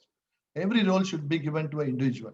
In this, we develop the individual, we give them more competency, we teach them leadership skills. All these are recommended in the explanation of the rule book for this year. The next part is for the international humorous tall tale contest, introduce each contestant by announcing. This practice came last year itself. That is, in case if you're going to introduce a table topic contestant, you're going to introduce by announcing name, topic, name. This is specific important. It doesn't matter you display the name, that and all is extra. What is important is this rule has been put. But this year, what they have told, they added this word must. The contest chair must introduce. Sometimes there is a chance of practice by it may happen that you invite the contestant and then during introducing time, you tell the name only once. Or introduce the contestant, the end you may tell the topic twice. The rule says the contest chair must introduce each contestant by announcing the contestant's name, topic, and contestant's name. And for evaluation contests, the contester must introduce each contestant by announcing the contestant name twice. Protest and disqualification. This is one of the lines we spoke earlier. The protests earlier were limited only to eligibility and originality. Now the extra one line is added. You are not supposed to refer to another contestant's speech. And this can be lodged earlier by voting judges. It was and contestants. Now it is and or contestant. That's a difference. This is the verbal change. The first line is important, the third clause. A reference to another contestant is not acceptable. So in case you are going to make that mistake, there's a fair chance you may get a protest from a fellow contestant or a judge, fellow contestant, asking for disqualification. You have to be careful on that. And second part is reference to another contestant's speech. You cannot take the name nor the speech. Before the contestants can be disqualified on the basis of the originality, if there's a protest available, the person who is disqualified will be given a fair chance, opportunity to respond to the voting judges. The majority of the voting judges must concur in the decision to disqualify. The last part is still valid. The reference part is emphasized in this part again. Now, international speech contest rules. This page is only a verbal change for us. All the area, division, district hereafter will be, first letter will be capital. Now, international speech, as many of you know, senior Toastmasters, competing masters in international stage, we go to the region level and then we go to the semifinals. From now onwards, a person who is going second time for semifinals has to submit the previous semifinal entry speech at whatever be the level, whether it's a winner or not a winner. Or if he or she has qualified for the finals and given a speech there. This outline has to be given to them, and this will be checked before you go to the next level by the qualifying judges. Qualifying judges are not like the normal tiebreaker judges or the voting judges. They are specially appointed 5 judges who scrutinize the outline of the script, what you have given, and then assess that this script is fresh and going to be given for the first time. So I'll read this document for you. It's easy to go with that. Winners at the International Convention will prepare and deliver to World Headquarters outlines of the semi-final if they have previously competed at the semi-final or final level. Contestants will provide World Headquarters with outlines from all speeches presented at these levels. Outlines from all semi-final winners will be given to qualifying judges before or after during judges briefing at the championship.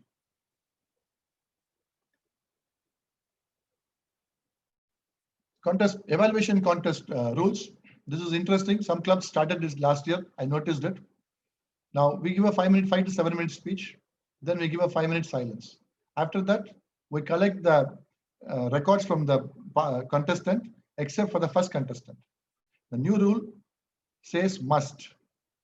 A contest in this type of contest, you have to collect the material notes from all the contestants immediately by the sergeant at arms. And when the contest starts one by one, the note when the speaker is being introduced, that time it will be given back to them. The test speech must be a contest type speech. 1 second. So this is, sorry, the slide got mixed up.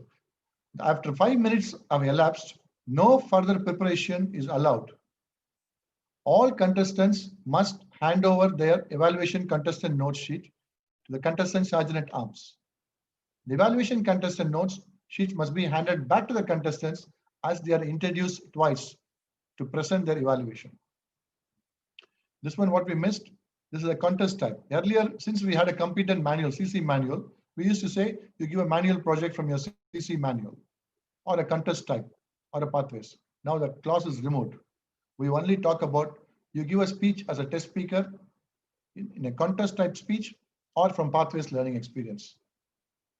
And at any point of the time, it will be referred as test speakers project, nor any objectives will be made known to the contestant or the judges. Earlier, we used to call it as manual project. Now the manual project CC is out, so it is removed logically. This is a small checklist issue. From last year onwards, till the club level, we had ballot counters instead of 3-2 already corrected. Now checklist got corrected. That's the only change what you see in this one. So these are the key things you can. What I brought to you is not the rules of the book. What I brought to you is what Toastmasters has changed. And for information, every year rule book changes. And these changes are done as per a protocol, administration protocol. And this has to be approved by the international president, president-elect, and the CEO. And then it is passed to the people. And as I told you, if you open a rule book, my dear friends, there is a black color mark on the left margin in the clause wherever changes occurred. This will give you a good insight of what is the change you got. Best wishes to everybody. Hope it was a useful one. Please reserve your questions for the Q&A session. Thank you very much.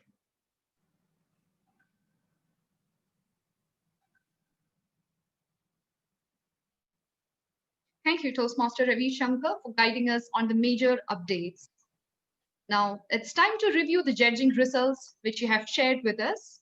You'll be glad to know that Surya is ready with his permutations and combinations. Let me welcome distinguished Toastmaster Surya Narayanan K. Over to you.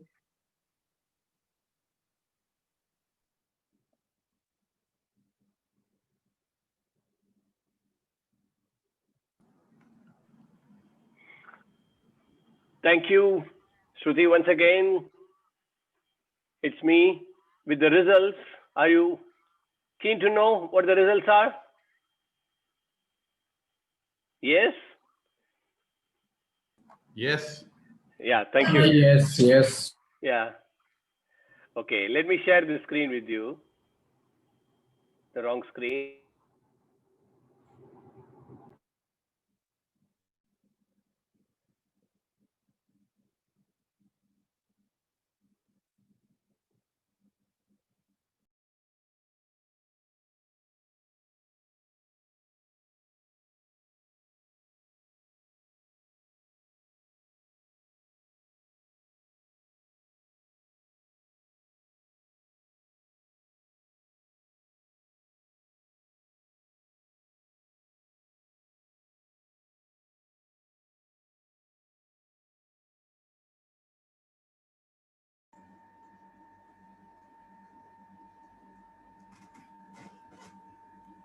I think we should announce only the winners.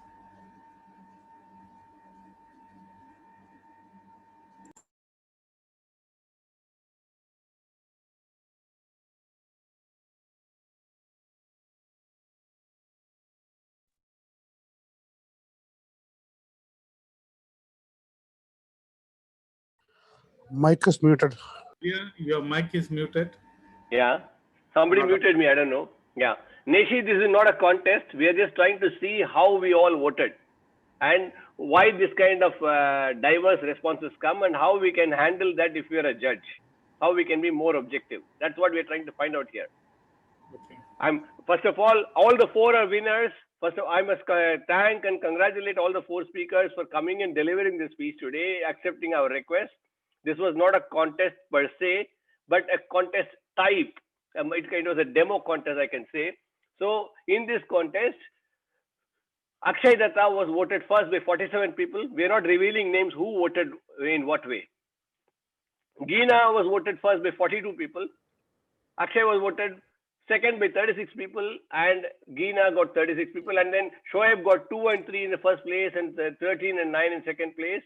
Shoaib and Alfonso got third place, 40 and 30, and Akshay and Geena got 9 and 15. So if you look at the weighted average, because we give 3 points for in the final calculation the chief judge will be doing, we'll be giving 3 points to the first place, 2 points to the second place, and 1 point to the third place. So the weighted average comes to Akshay 222, Geena 213, Shoaib 72, Alfonso 57. So if we had a contest with 94 judges, Akshay would have been first, Geena would have been second, and Shoaib would have been third. This was the result. Now, I would like to share something more interesting with you here. Hope you can see this part. The different combinations that people voted in, the permutation that people voted in. Geena, Akshay, Shoaib. This combination was chosen by 20 people. The order in that order. Akshay, Geena, Shoaib. Order was chosen by 19 people. Akshay, Geena, Alfonso was chosen by 15 people. Geena, Akshay, Alfonso was chosen by 13 people, and so on. There were rare permutations which received just by just one person, and so on. Now, the most important part is if you look at this part. Out of the 94 people, about 67 people voted for only 4 permutations. In the sense, about 70% of people concurred with the same kind of result. We call this as Pareto analysis. Any phenomenon you see, about 80% of the results, the Pareto is 80-20, but here it is about 70-30. Most people tend to do the same thing. And that is why we always advise, though the Toastmasters International Rule Book may say 5 voting judges, the more judges you have, the more consistent results we are likely to get. And that is why as we go up in the contest like area, division, district, they put the restriction on the minimum number of judges. They say 5, 7, 9, and so on. So the more judges you have, more consistent results you get. And here, why do we actually get varied results is the question that we are trying to ask. What can we infer from this? How can we be more subjective? If we understand the ballot better, if we are able to keep our biases out, most of us are likely to choose more or less the same result, regardless of how objective the ballots are. There is a bit of subjectivity which will be involved because it is shaped up by our own experience, by our own values, and so on. We will try to keep them out as much as possible, but something will creep in. We need to accept that. As audience, as contestants, as organizers, we need to accept that. As district, our job is to ensure that most of us think objectively, most of us think almost similarly, so that the results that we get are consistent. We are able to choose the best performers of the day and help the winners move forward to the next level. The analysis was done to show how variations creep in. 94 people out of the 170 people who attended the training today, they voted. And we saw that there were some permutations which were chosen by only one person. But if you take a pool of judges, one person's verdict will not sway it in one way or the other. Ultimately, the majority will guide the result to the best possible result, verdict. And that's why we're trying to have as many judges as possible and as many judges trained as possible, so that we are collectively doing a consistent job, collectively doing a fair job. Thank you very much. If you have any questions relating to this, we can take it up in the Q&A session. Please do put your questions in the chat box for our Q&A host to take them up towards the end of this session. Back to you, Shruti. Thank you, distinguished Toastmaster Surya, for those expert insights and guidance. We'll now have the next segment of the speech contest judges training, the judging guidelines pertaining to table topics. Enlightening us with this interesting session, we have a brilliant Toastmaster who is a training manager for an offshore service company and co-founder of Top Cloud, a training and consulting company. Please help me in welcoming immediate past Division H Director of District 105, distinguished Toastmaster Devlal Sahadevan. The screen is yours. Thank you, Toastmaster Shruti. Good evening to everybody. Hello from Abu Dhabi. The challenge when it comes to almost the end of any training session is that you've got to really do something. Otherwise, people are going to go to sleep, right? People who leave it, oh, it's in the evening, it's a weekend, I've got better things to do. So anybody who does a training session at the fag end of a training session is kind of going out on a limb. I know that. And I've got only 20 minutes. Okay, so we'll keep it simple. We'll cut to chase. We'll keep the sauce aside and get to the meat straight away. I would like to keep it as interactive as possible. So I would like to request the Zoom master, upon my cue, kindly leave the chat box column, chat box active, not immediately, a little bit later. And we will be doing a couple of things. First, we will take a look at the ballot, which is imperative. And then we would also listen to a couple of speakers. And now these speakers are not physically present here. I've got a couple of recorded speeches. I made a special request to a few people, so we've got a couple of sample speeches to look at. And then we will look at, and I would like you to judge them, okay? After you judge, I will not judge your judging, but we will have a discussion to see and to understand what was your thought process while you were judging.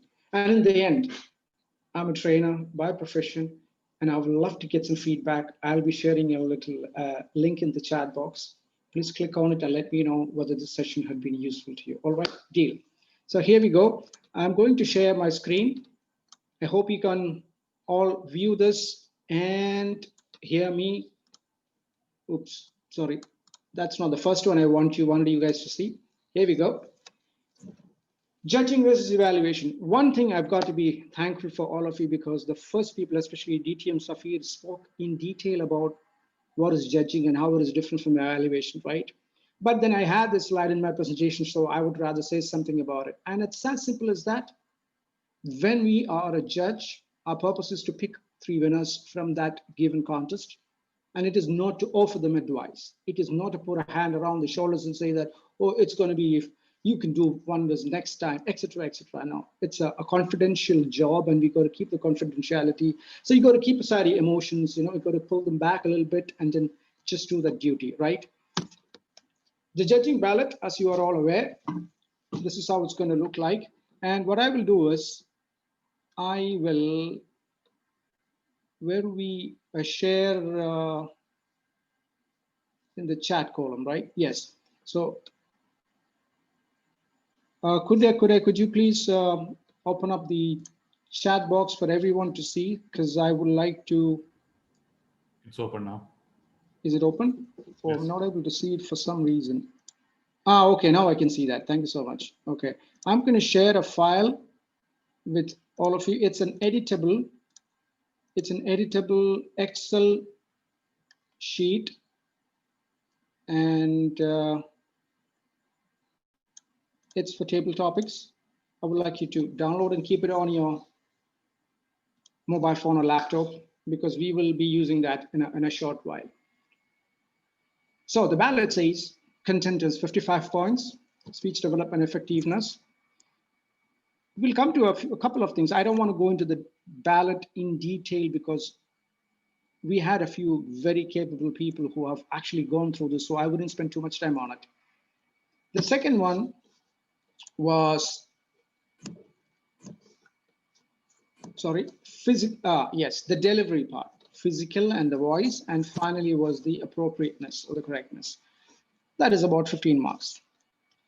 Now, if you have downloaded the Excel sheet, before we discuss anything else, I would like you to listen to the speeches. 3 speakers, we will give you about 30 to 45 seconds should be enough, I think, for you to judge them.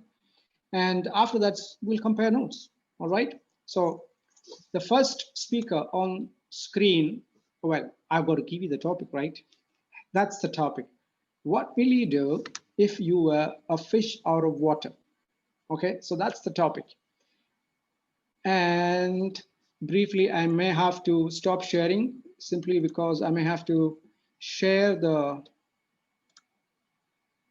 computer sound. Okay, now we are good to go. All right, are you ready? I hope you have your Excel sheets ready. 1 second, Leonard. Can you just repost that Excel sheet? Oh, repost it. Okay, no problem. Just please repost one more time. Yeah. No problem. I'm trying to retrieve the chat box. That's the only problem I'm facing. I'm not able to open it. Where is the chat box? It should be on the okay. Oh, yes. Okay. Well, I had to stop sharing, I guess. I will share that on one more time.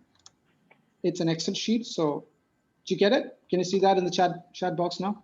Yes, thank you. All right, fantastic. Some of the audience attendees requested for it. That's why. All right, no problem. Here we go. Okay, I hope you can see the screen now. And the topic is also there. Can I have a confirmation on that? Yes, please. Yes. Okay, fantastic. So that's the topic. Now we will listen to the first speaker. The first speaker is Toastmaster Abhilash. So please make a note of it. It's Toastmaster Abhilash. In an actual contest, you would have the names of the contestants already with you, right? You have participants, I mean, you have the contestants list and everything is there. They would have given you the sequence of speaking, etc. So we'll go quickly into this. Okay, here we go. Listen to Abhilash. What would you do if you were a fish out of water? Respected contest chair, Toastmasters, ladies and gentlemen, metamorphically speaking, if I were that fish, I would grow a pair of legs and start walking. Because if I don't, I would perish. What better year for us to understand that this, which has been tough on all of us. In my case, I am a sales professional. When I was hired, my driving license was given much more importance than my college education, which meant that I had to be on the field meeting clients day in and day out to close my target. Now, when the pandemic hit, we were all bound to our homes. This work from home, which used to be a luxury before, had now become a norm. And me, like so many other sales professionals, we thought, how could we sit at home? How could we not meet our clients and close our deals? It was impossible. We would not get our incentives and our salaries. But then, as time went by, we found other options. We found alternatives to get the work done. And this is the case with all of us. All of us have been hit hard in some way or the other because of this new normal. But did we give up? No, we just kept walking. So we all are that fish who thought that I am going to grow a pair of legs and walk, because none of us want to perish. So if I were that fish without water, I'm going to persist and not perish. Over to you. Thank you. You will listen to the first contestant. Okay. Now the timer is timing me, so I'm going to relieve the timer of another duty. So I'll give you about 45 seconds for you to judge Toastmaster Abhilash. And after that, I'll call time's up and we will proceed to the next speaker. All right. So your time starts now. You've got 45 seconds. I know it's a little 15 seconds less, but we'll see how it goes.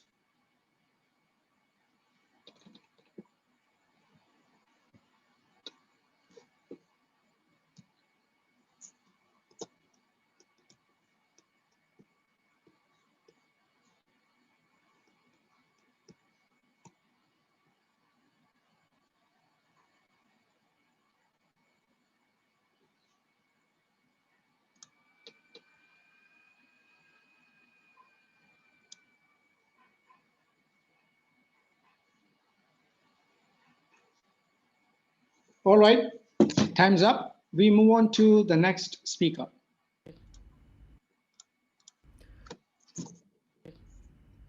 Toastmaster Neha is the next speaker. So judges, please make it, please note.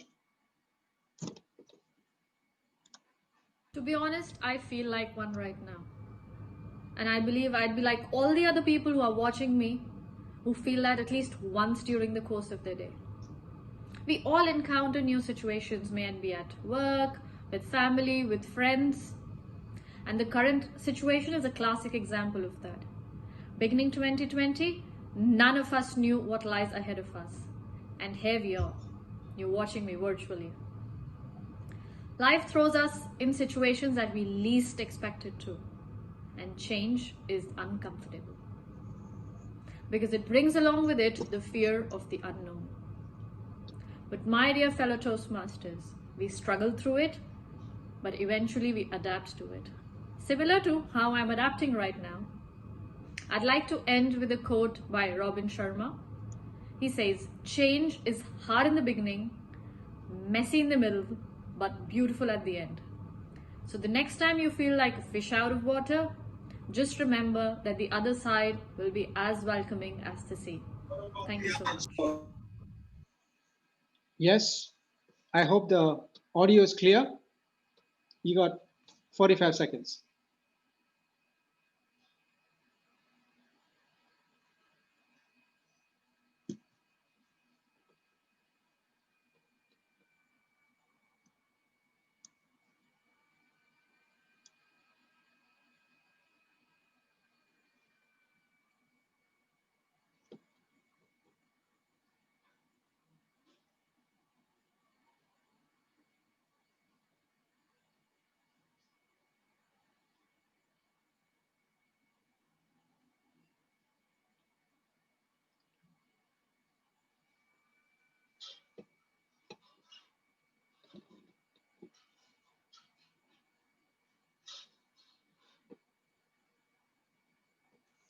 Time's up. I know it's kind of quick. Okay, now let's get ready for the last and final speaker for the day. To be honest, Toastmaster Ravi. Judge's note, Toastmaster Ravi.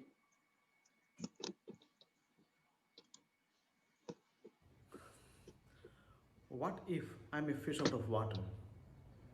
Well, a fish, as we know, can't breathe out of water, so the moment it comes out of water, it has to die.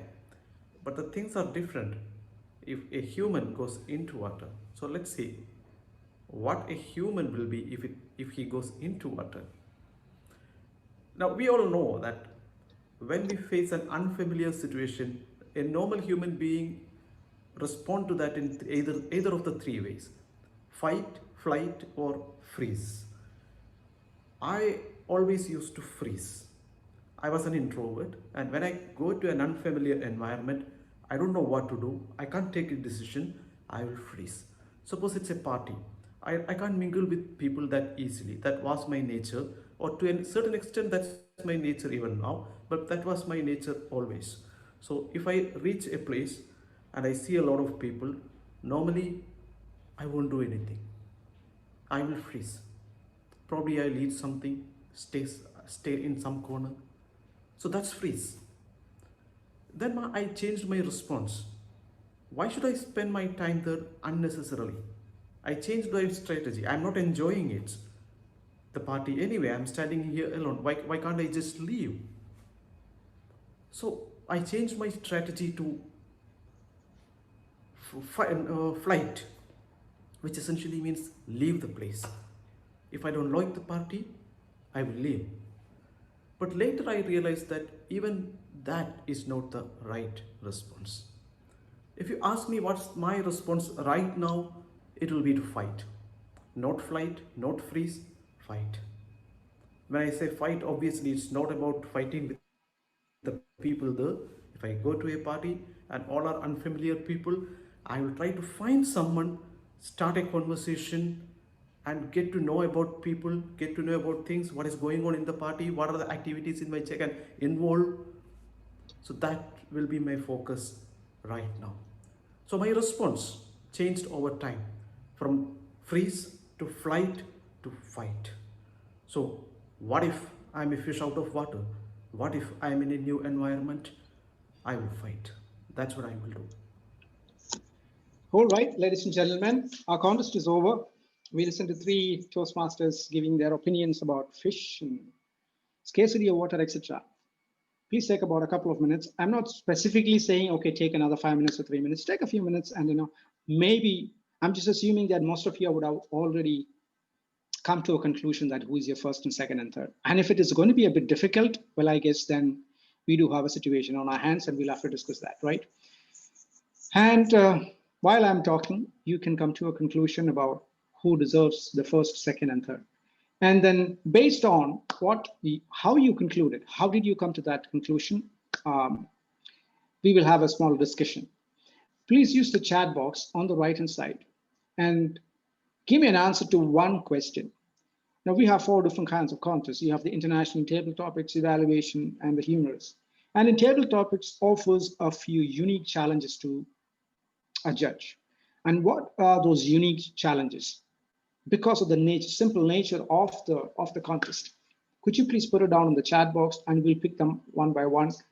And in the background, maybe you could do your finalization of your ballots as well. If anybody is free and if you're done with your judging, please put those comments in the chat box. We're not getting your name in the chat board. It's limited to few people. My name, just put it up there for everybody. Okay, you don't have to. My name is not there. My name is Devlal. Oh yeah, of course, because I think they have restricted either to everyone or just the host and co-host, which is fine. Just put it for everybody to see. That's fine. Only the results you want to put us? No, the results. Let the results be with you. I'm not going to judge your judging. Okay, that's not the purpose of this. We would only discuss the process behind it. And to help us get there, I would like you to answer this question. What makes table topics contest a unique challenge? What is different about table topics that can make sometimes the whole judging process a bit challenging? What do you think? Very simply. Toastmaster Sunil has said the judge should understand the topic. Wonderful, Sunil, wonderful. That's a very valid point. Did the speaker specifically answer in favor or against the topic? Fantastic. These are the questions that I wanted. Less time to judge on the topic, without topic, different perspectives, challenges the topic is intact. It is impromptu. Judge should understand the topic, right? Yes. Okay, those are some fantastic answers. Thank you so much. One of those things I would like to highlight here is this. Table topics could sometimes be a little bit difficult because the topic itself can be difficult. I would like to quickly share the screen here and show you one such topic. And that from that itself, you can see how difficult can this be. Yes. Oops, that's not the one. Yes. I hope you can see the screen. This is what we call as a table topic from hell. It could take a couple of minutes for you to read and a few more minutes to understand, and you can everything can go crazy from here onwards. Okay. So sometimes, unfortunately, we haven't come across those kind of speech topics in division or district and all that, but sometimes it can be a little bit difficult. Maybe the table topic contest chair has got a problem with diction. So when he or she utters it, words could be mispronounced. You may not get the meaning. That could happen. And sometimes due to our limited understanding, our limited reading, we may not grasp, especially if it's a deep topic. Now, the topic that I gave to these three contestants, if you noticed, most of them took it in a figurative way. Okay, they didn't really take the literal meaning of it. They kind of took the figurative way and put themselves in the shoes of a fish who's out of water and spoke about it. But now there could have been another person who could have taken the topic and said, well, we've got to create a world where no fish will ever go out of water. Okay, let's change the world, etc. Could have given you a tearjerk or an emotional speech, etc. So there are different ways of approaching it. One thing that is very important is that egos or logos or pathos, the three techniques by which a speaker can influence you, we got to understand one very important thing, and that is this flamboyance. And I've seen it, and I'm sure some of you would also probably remember that. Please do not be taken and influenced by the flamboyance or the gift of the gab or the speaking ability of the speaker. They may not talk about the topic. Okay, it's a very valid point. You put that in the chat box. They still need to talk about the topic. Maybe the speech was very impressive, but it was not about the topic. So please be very clear. Ensure that the speaker has spoken about the topic. And number two, we don't need to worry about the timing, right? We only think whether the speaker has spoken about the topic. The delivery part, usage of language, etc., comes towards the end of it. The second most important part is the table topic speech is also just like any other topic. The structure is important, all right? But there have been cases when sometimes it's a story. The entire speech is a story. And towards the end of it, that person may just complete the story with one or two sentences, just like, for example, Toastmaster Aaron Beverly, who won last year's speech contest. 90% of the speech could be a story, and the end is a powerful conclusion and a couple of sentences. So there, we cannot be a system police. You may mark that person a little bit down, But if it still was a good table talk speech, you may have to just go ahead and do that, do away with that. Any other points you would like to mention? Because I'm almost at the end of it. So I wanted to highlight upon these two things, okay? Understanding the topic, ensuring that your speaker speaks about the topic. And number two, please do not fall for flamboyance, for the flair of speaking. It's about the topic.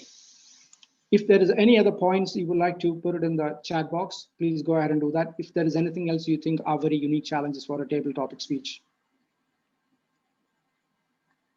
Personal position, change, time, okay. Maybe there are.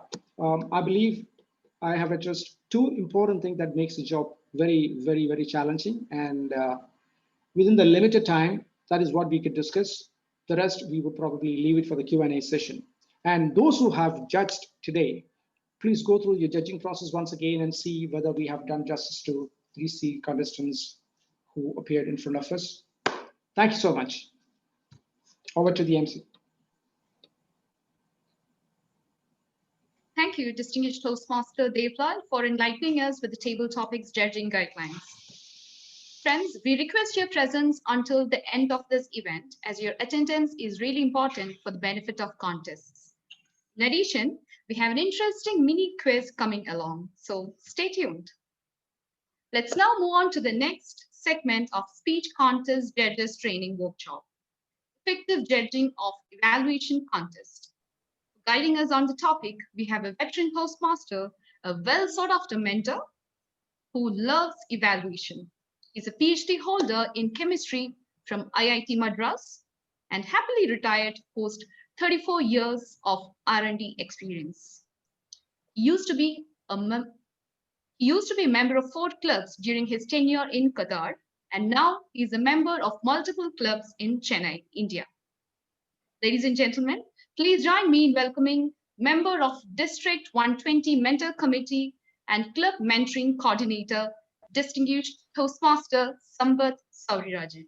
Sir, the virtual stage is yours. Good evening, Master Ceremony and all my friends who are in Doha in person or virtually. Let me highlight that the time is almost 1800 hours Doha time. So can I request somebody to share my screen, Ramohan or Surya? I have sent to both of them, because I find sometimes my Wi-Fi is getting affected if I share it myself. Ram, can you do that? Yes, I am doing it. Yeah.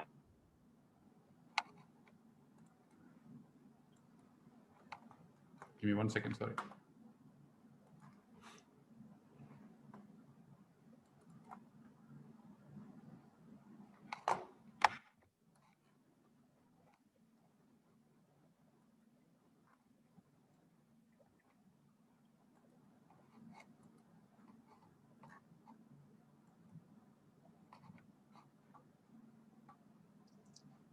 Okay, as I ask you for next, you please navigate it one by one for me. So judging evaluation contest. It is not a contest of judging evaluation. It is judging evaluation contest. That's why the hyphen is there. So go to the next slide. Say a test speaker can speak anything in any manner. It's all quick background I am building for you. Go to the next. If he does a bad job or good job, people will say the speech was good, or go to the next. They will say he gave good chance for the evaluation, good scope for evaluation. Go to the next slide. Evaluators framework. There are 3 important points in evaluators framework. Number 1, speaker's objective. It has been touched earlier also in some other contests. There is no official objective for the speaker. Please wait. There's no official objective for the speaker, but we can see if he is trying to make a humorous speech or a motivational speech. This evaluator can say he made a motivational speech, so his objective is mainly to motivate people. So the second point in the framework is generic speech quality. Any speech can be generically evaluated in terms of the speech structure, the use of words, various effects like body language and vocal variety, etc., etc. We know all the stuff.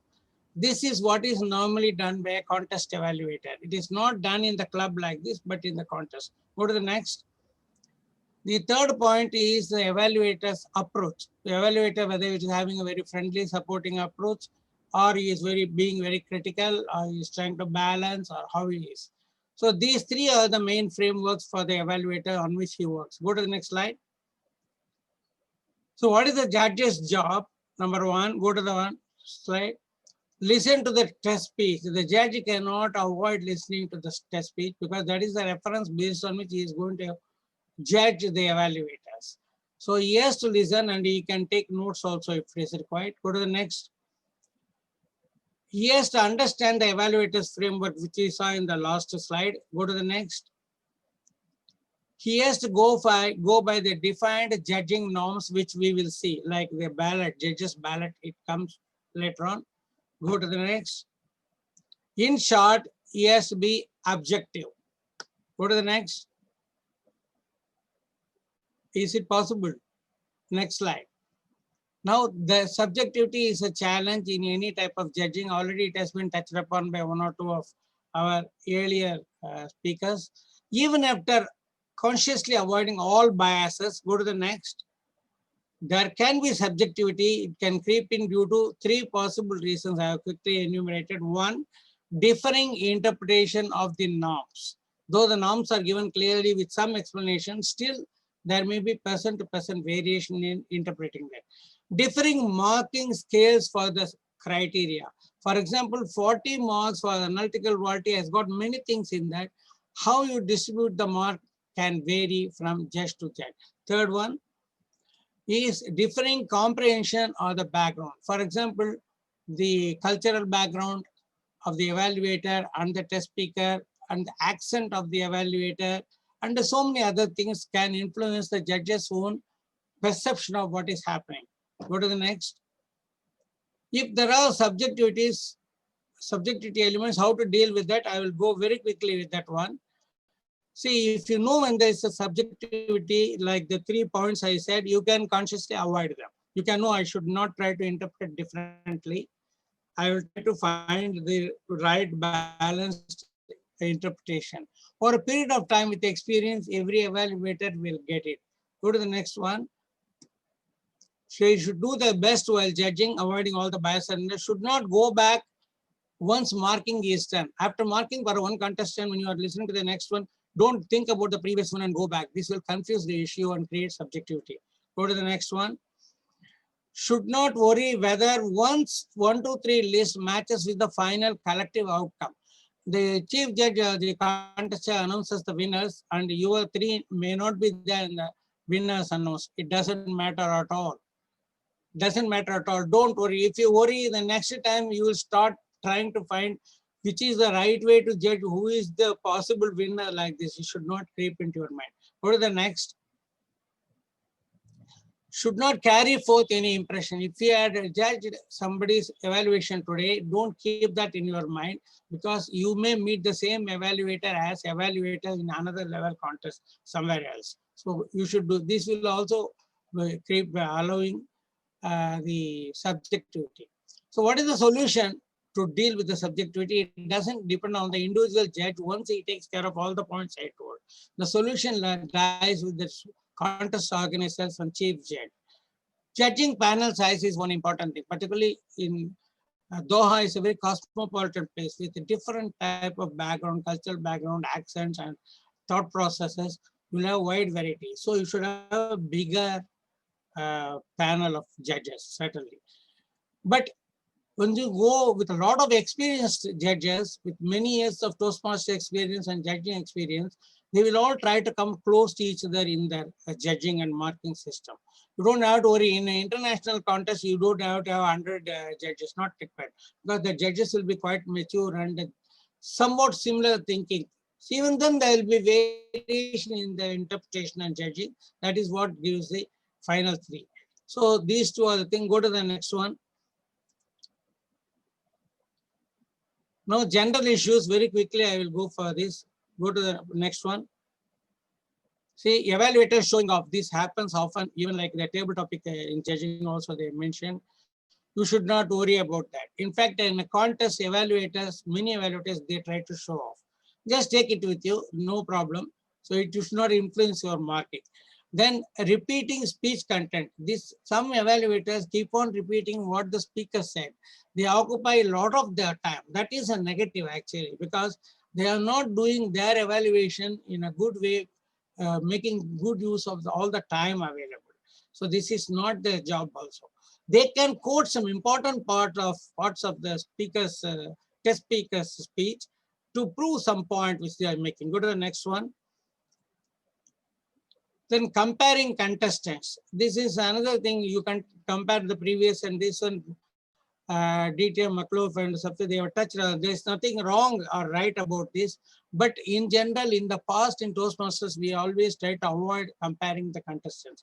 Try to do independent judgment. We'll go to the next one.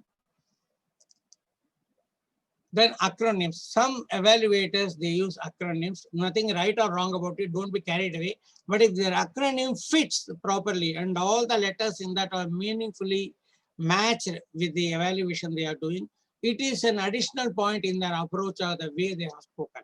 Go to the next one. This is a template. Templates also like ethos, logos, and I think some people have got fixed templates, preconceived templates. They come and I will evaluate based on this model, that model, like this one. Don't bother about it. Let them do whatever they want. You try to evaluate, judge their evaluation on that day. Go to the next slide. Now, no evaluation types. These are all the background. 4 evaluation types are there. Go to the next one. Whitewash evaluation. Go to the next. All the 4 you can. Insincere evaluation, fault finding evaluation, balanced evaluation. These are 4 broad. Whitewash evaluation, they keep on saying everything good, good, good like this. Fault finding is the opposite of this. Insincerity, they have probably not listened to the speech properly.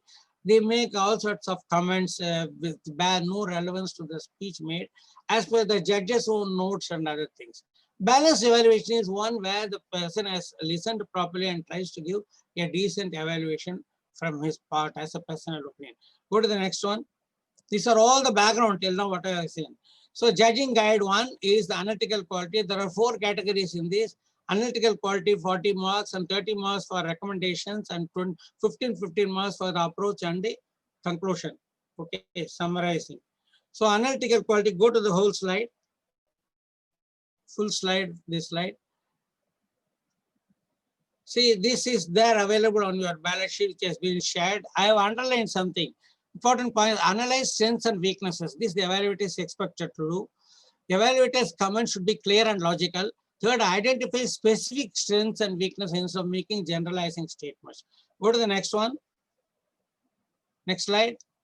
I have given a lot of examples. We will be sharing this with you, so you can see them even later on and discuss. Okay, the judges, what they have to do is find out if the evaluators keenly listen to the test speech or not. If he's sincere and simply blah-blahing something, you have to find out. Whether he has noted all the important positives and improvements. See, there are many positives one can come up with in a speech, maybe even 5, 6, 7, 8 times. But the top 3 are something you should discuss during the evaluation at least.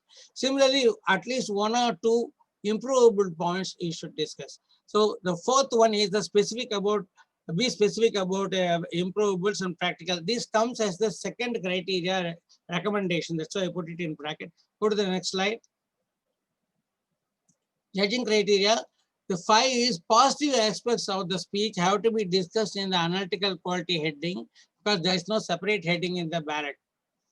Analytical quality and analysis and the positive, everything has to be within that 40 marks. So how you distribute it is individual judges. This one you think about it. Normally analytical quality overall I give 10 marks and 30 for the positives discussion, which takes quite a bit of time for the evaluator, and 30 for the recommendations and 15 for the other 2. So for each positive, there should be what and how. Somebody should not come and say, oh, your vocal variety was good. So he has made a statement about positive. It's not enough. He has to say what it was and how it was a positive as per him and how he appreciates it. State the positive aspect clearly and show how it was. Go to the next one. See, for example, the evaluator cannot simply say your hand gestures were great. This is just a positive statement, but it really may not be sincere at all. He simply wants to make a statement. But if you see this, your hand gestures were purposeful and never wasted. You did not overdo hand gestures too. Thus, this aspect of your body language enhances the way you try to communicate your message. When you put these 2-3 sentences, then you are really appreciating, you have observed something and you are giving your real personal opinion as feedback. So this is what is the what and how of the positives. Go to the next one. Examples, I'm not going to discuss in. See, first one I will show you. I don't agree with your message and it is not suitable for this audience. A statement made by the evaluator. So one point is he's talking about the content, which is not expected in Toastmasters. We talk about how he spoke, not what he spoke. The evaluator always concentrates on how the speaker spoke. So this is not acceptable. So this is a negative in the evaluation. Speaker did a great job and I would like you to join me in applauding the effort. In the very beginning of an evaluation, an evaluator can give a general positive to appreciate the speaker. After mentioning the message or something like this, after 1 or 2 sentences, this is a very positive thing.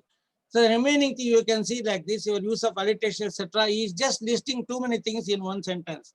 Whether he is sincere or not, you will know by listening to the total evaluation. Then you can give some weightage for this, otherwise ignore this. Go to the next slide. Some more examples may come. Okay, I'm going to the next one, recommendations. Here, the specific recommendations for improvement, this is one point. Recommendations should be practical, helpful, and positive, second point, and enable the speaker to improve his or her next presentation. These are the 3 points, important factors coming under the recommendation. Already we saw 3 under the analytical quality and 3 under this. Go to the next one. Here we have to say what, why, and how for any improvable point. You have to say what was the point which has to be improved, why it should be improved, and how it should be improved. All the 3 has to be shown. What is, state the problem in simple straight terms. For example, eye contact was impaired because of gazing down often. This is the statement. Go to the next one. Next slide. So you are gazing down most of the time, okay? So next slide. Yeah, it says why. Explain why it is a problem, the effect of the speech quality and overall impact. See, looking at the floor makes the audience lose contact with you. Their attention may waver. Without proper eye contact, your credibility will suffer. These are all the reasons why that was a bad element. Go to the next one, how you can improve it. Next slide. How you can improve it is, this can be easily corrected. Start practicing in front of the mirror. Whenever your eyes go down, pull them up. Slowly, this right habit will set in. Okay, you are giving a practical suggestion. Now, this is how the evaluator should deal with improvable points. So the judge should look for this. If he is simply making a statement, your vocabulary was no good, your eye contact, then it doesn't hold much water. Go to the next one. See, I'm giving more examples. Anyone wishing to make a useless statement. Second, one should put language to good use. Generalizing statement, no use. In your place, I would have included a story here. Demeaning, don't do that. Go to the next one. It will be great if you vary your voice to show emotions. For example, when you ... Here he is telling a point and then he is giving a practical improvement. So this is a good, this one. So based on how the evaluator is doing only, the judge has to decide whether to give credit to the evaluator on these aspects. Go to the next one. Complete this slide. There are more points. You can see it later on because of lack of time. We can see it in the question time also. No, go to the previous slide.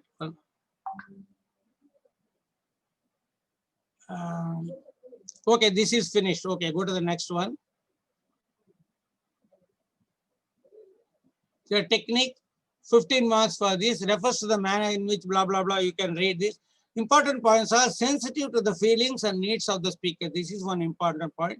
Second is inspire and encourage the speaker. These are the two important points here. Go to the next one. See, your speech was very impressive. You made a humorous speech.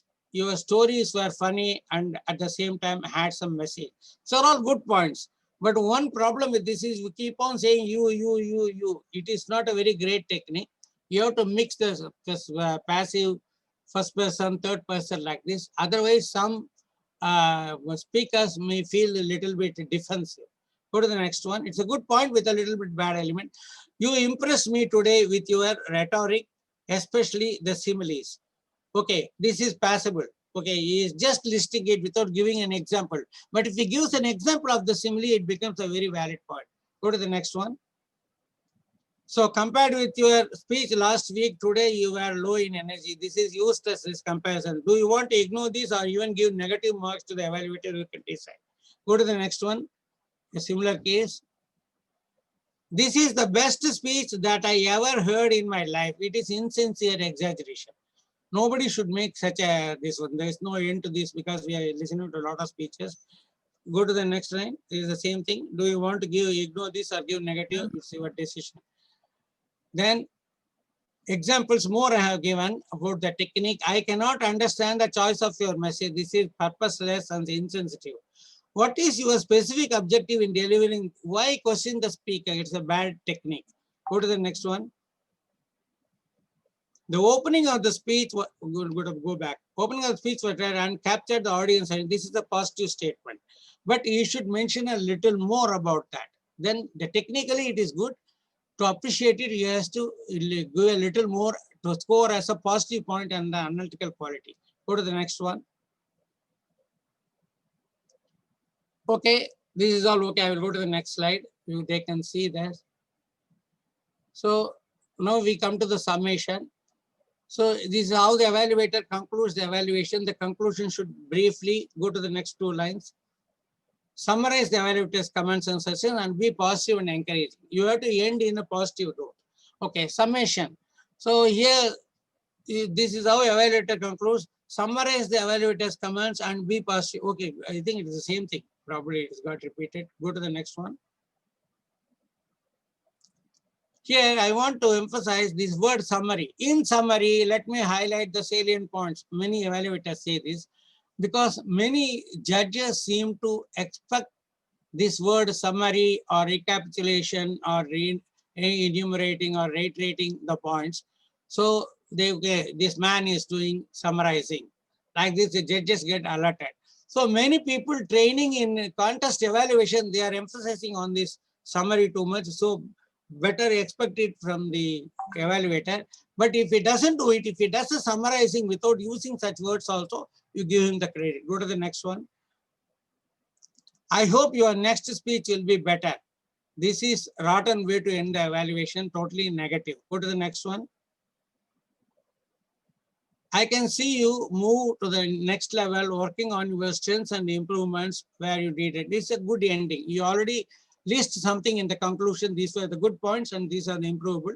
So if you work on your strengths and improve on your other areas, you will do a very good next speech. It's a nice way of ending. Go to the next. I have this exercise. Take 2 or 3 evaluation videos or in your own club. When somebody is evaluating, you do your judging.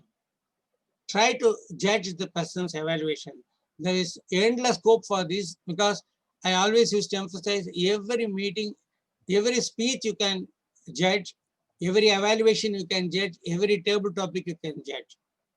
So you've got enough scope for doing that meeting after meeting. So please do that. Go to the next line. Point by point and overall, try to map the 10 aspects. I gave 3 aspects underlined under analytical quality, 3 under recommendation, 2 each under technique and summation. These 10 points, whether you can map in the evaluation, point by point. When one point evaluator makes, whether it is matching there and whether it is a positive or negative aspect in that. So this is what you have to do as an exercise. Anybody can do this. It doesn't cost anything except attending a club meeting. Go to the next one. There is a parting thought I would like to give. Do we as judges realize that evaluation is also a speech with the structure and other aspects of speech making? So you don't expect an evaluator to keep on listing what are the positives, negatives, like the 1, 2, 3, 4, 5, 6, like this. If he develops it as a nice, well-rounded speech with a good opening and the way he develops it and concludes it, you have to give some credit to the evaluator. Where you can give the credit, I think under technique, you can give him some credit for this one. This is my parting thought. Next slide. Evaluator may not overdo body language, but he can deliver a great or a pedestrian speech. Evaluator can give a great speech or pedestrian speech, give the credit in the techniques area out of the 15 marks. Go to the last slide. This is a parting thought. Good luck to you. Good luck is not coming up. Is there any, if there is any questions, I think I have finished my time, probably 1 minute overdone. So during the question answer hours, I will be happy. This presentation can be shared with all the attendees. Only 127 remain now. Some 30, 40 have disappeared because of some reasons. So you can share with all the people. And if they have any questions in future also, they can discuss with any of the leaders here like Surya or other people here or to me also. Thank you. Good evening. Thank you, distinguished Toastmaster Sampath, for guiding us on the varied judging aspects from evaluation contest perspective. Now that we have gone online in all respects, it will be helpful to know about the virtual contest as compared against the in-person contest. Let me welcome again our versatile, distinguished Toastmaster Surya for sharing the best practices, general tips, and for conducting a short quiz on judging. I hope Surya and PQD are ready with some grand prizes for us. Over to you, Surya.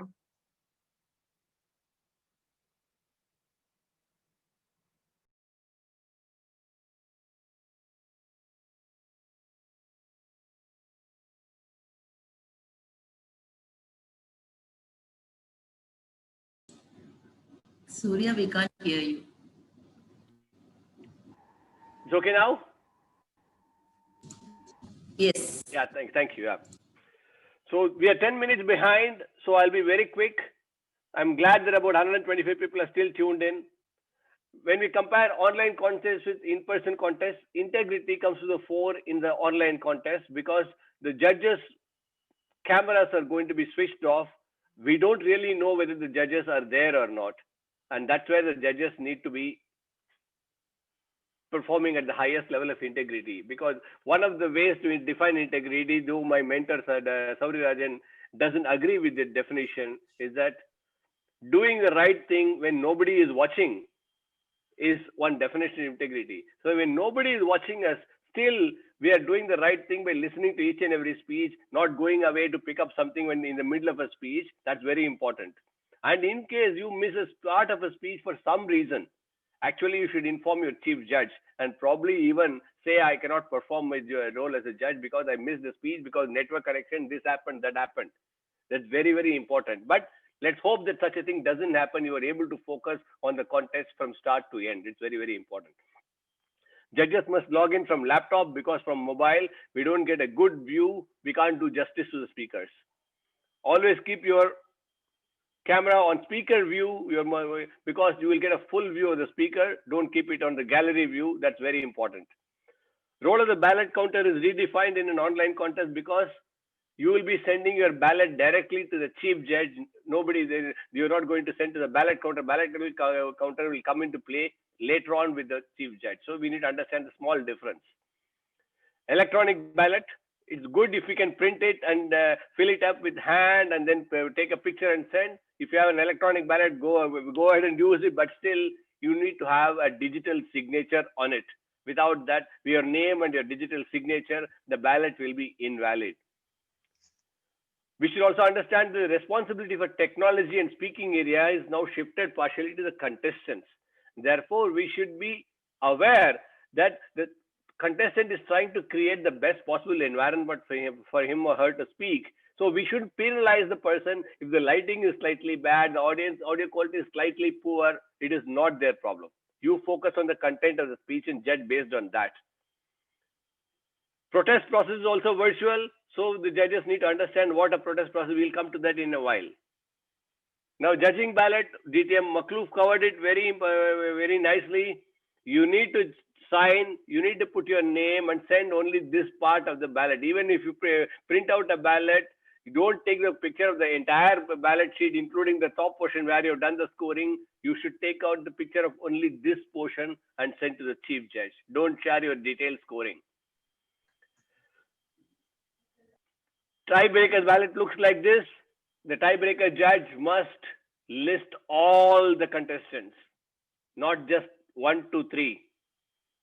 This is very, very important. Now coming to protests. Some facilitators announced, discussed the protest briefly, saying you could protest on originality, you could protest on eligibility, and the new area added is when you reference to a previous speaker in the same contest. So there are three grounds for protesting. Who can protest? The judge, any of the judges can protest, any of the contestants can protest, and the protest should go to the chief judge or the contest chair.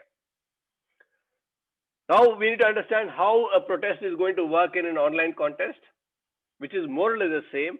You have to raise your protest with the chief judge or the contest chair through a message in a communication mode that has been agreed among the judges and the chief judge. It could be a WhatsApp, it could be email, it could be anything. You have to make a phone call. However, is the agreed way of communicating a protest to the chief judge or contest chair, that should be followed. The burden of proof at the initial stage of the protest lies with the person who's protesting. So if you are a judge and you are protesting, you have to provide evidence about the protest. You can't, like in the evaluation we said, you can't simply say your gesture was good. You have to be very specific. The same way, you cannot say, I think this speech is being copied. That doesn't work. You have to be very specific. You have to provide the evidence. It could be a book, it could be an article, it could be a website, it could be a YouTube video, it could be any other, it could be a small video, I don't know, whatever, podcast. You have to provide the evidence as a judge. And if a protest is received, the chief judge will convene all the judges. So if you are a judge, you must attend this meeting called by the chief judge to discuss the protest. How it works? Initially, the chief judge will announce that you have a protest. He or she will share the evidence, explain the situation, and then you will make a quick review of the evidence and decide whether the protest is entertainable or not. So there'll be a voting at that stage to decide whether you should entertain the protest and there is valid grounds for the protest or not. Next step will be to call the person who has been protested against into the meeting, into the breakout room, for him or her to give a defense from their side. The principle of natural justice must be followed.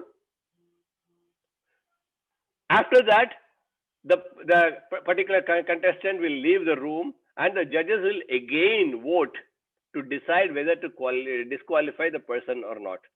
And at this stage, there should be majority of votes to disqualify, which means even if it is 50-50, the person doesn't get disqualified because the benefit of doubt has to be given to the contestant.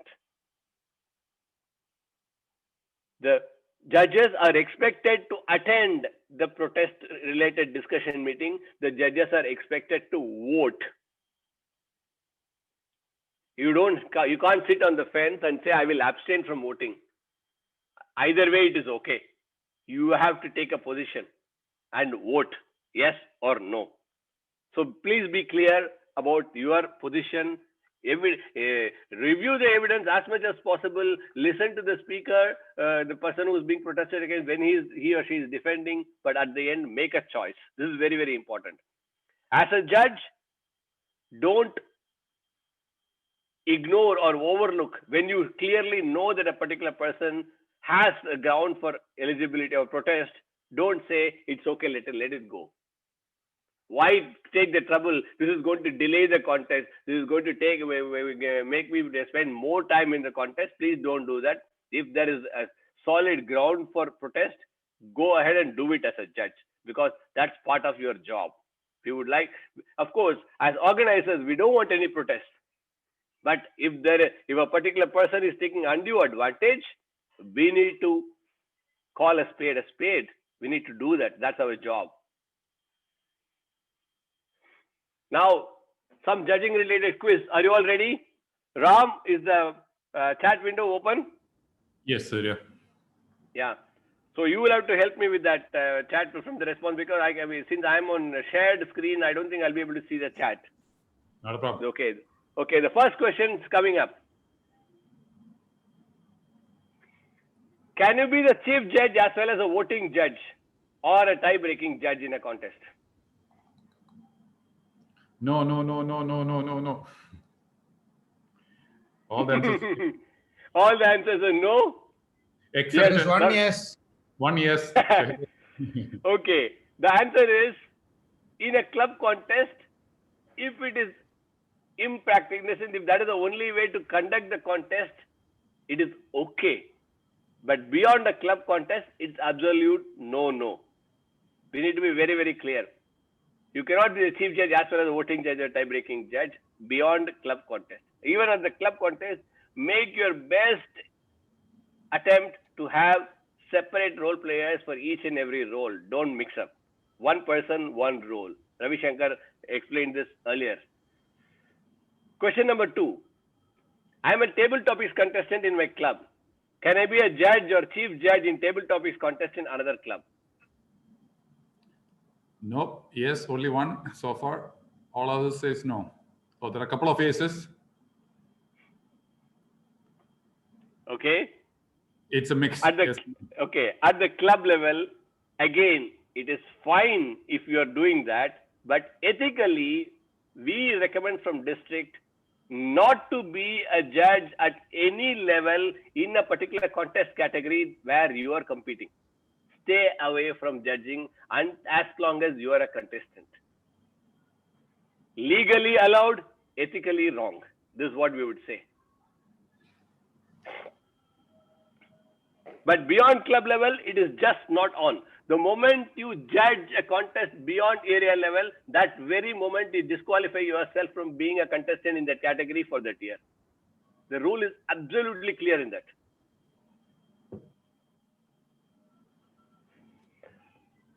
Third question. As per my ballot, one of the speeches is placed in top 3, but I'm sure the contestant exceeded the time. Should I leave him out and include someone else in the top 3? Nope. One yes.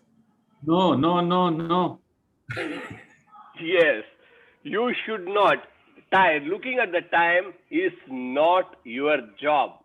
Don't even try to guess whether the speaker spoke within time or not. You just listen to the performances and rank. Even if you are 100% sure that the speaker is going to be disqualified, the collective result will automatically take care of it. So you have to rank the top 1, 2, 3 best performers regardless of the time. Question number 4. I am a contestant in evaluation contest at area level.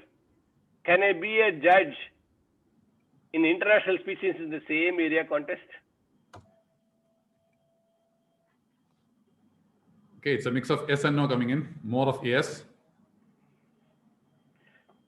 Again, the rule book clearly says that beyond club level, the area, there should be absolute clarity between the contestants and the role players. You should not be a role player and a contestant in the same category. But across categories, the rule book does not disallow. You can be an international speech judge, but we would say as organizers, let's try to avoid. Let the list of contestants be completely separate from the list of judges. Unless it is completely impractical, don't do it. Especially if a role has got a speaking opportunity. Don't be a contest chair in one category and a contestant in another. Don't be an MC or a sergeant at arm in one, go on the stage and speak, and then be a contestant in another. That should be completely disallowed.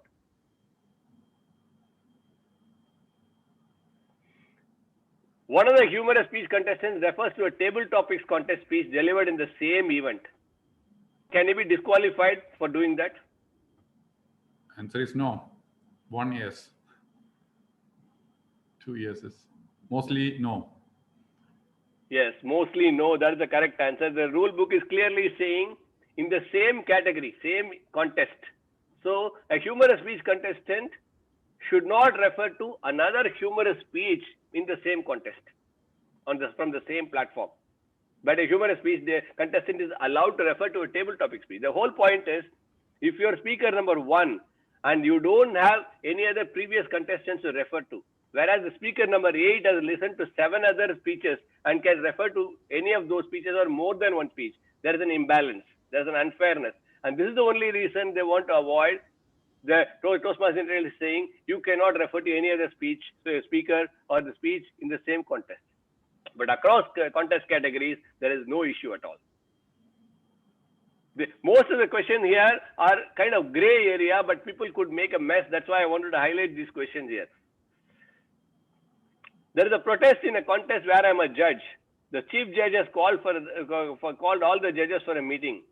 Can I abstain from this meeting or choose not to vote? No. Yes, no, exactly. You need to attend the meeting. You need to vote. You cannot run away from your responsibility. You made a commitment, please fulfill it. Should the tie-breaking judge attend the judge's briefing? Yes. The answer is no. The rule book clearly says the tie-breaking judge does not attend the briefing. The chief judge may conduct a separate briefing for the tie-breaking judge, but where the other judges are there in the same breakout room, the tie-breaking judge does not join that meeting. Please go back and read the rule book. Can a judge provide suggestions to a contestant after the contest is over? Answer is no. Yes, the answer is no. Practically, yes. Yeah. So again, this is a borderline case. Ethically, we are not supposed to give feedback to the contestants even after the contest is over, even like a week later, even 10 days later. Better, if you are a judge, better to keep mum. Don't talk about any particular performance, especially don't reveal your results. Don't compare contestants and offer any feedback. Stay away from it. Keep yourself anonymous, and that's it. So these are some questions that I put up relating to judging.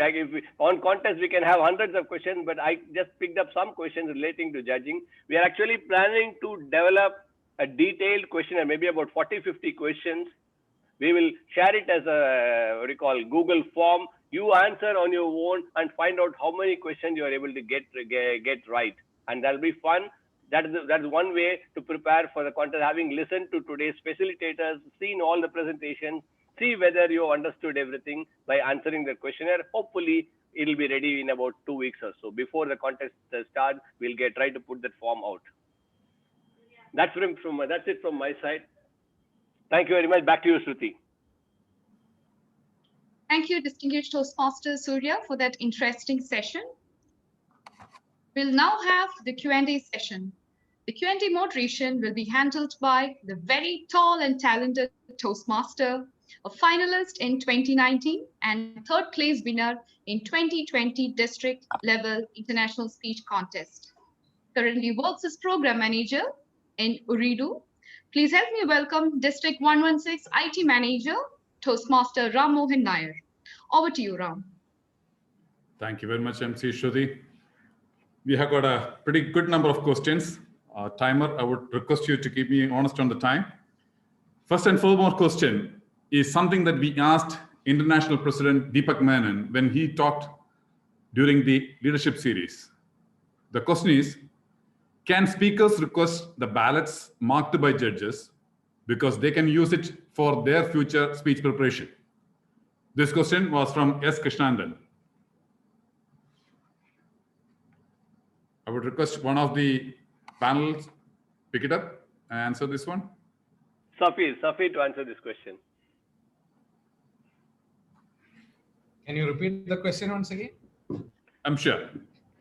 Can speakers request the ballots marked by the judges because they can use it for their future speech preparation? I don't know how many times we mentioned that the results that a judge hands over to the chief judge is a confidential document, okay, and it has to remain confidential. And I don't think I can't think how it will even benefit a contestant in preparing for his future speeches, just by seeing the different judges marking marking for second and third. Not sure how it will help, but anyways, from a rule book point of view, definitely no. Surya, correct? Absolutely. Thank you. Second question is from Toastmaster Mahtab. It could be mostly to Dr. Mahmood. From contestant and judge perspective, can you please elaborate more about speech effectiveness with a few examples?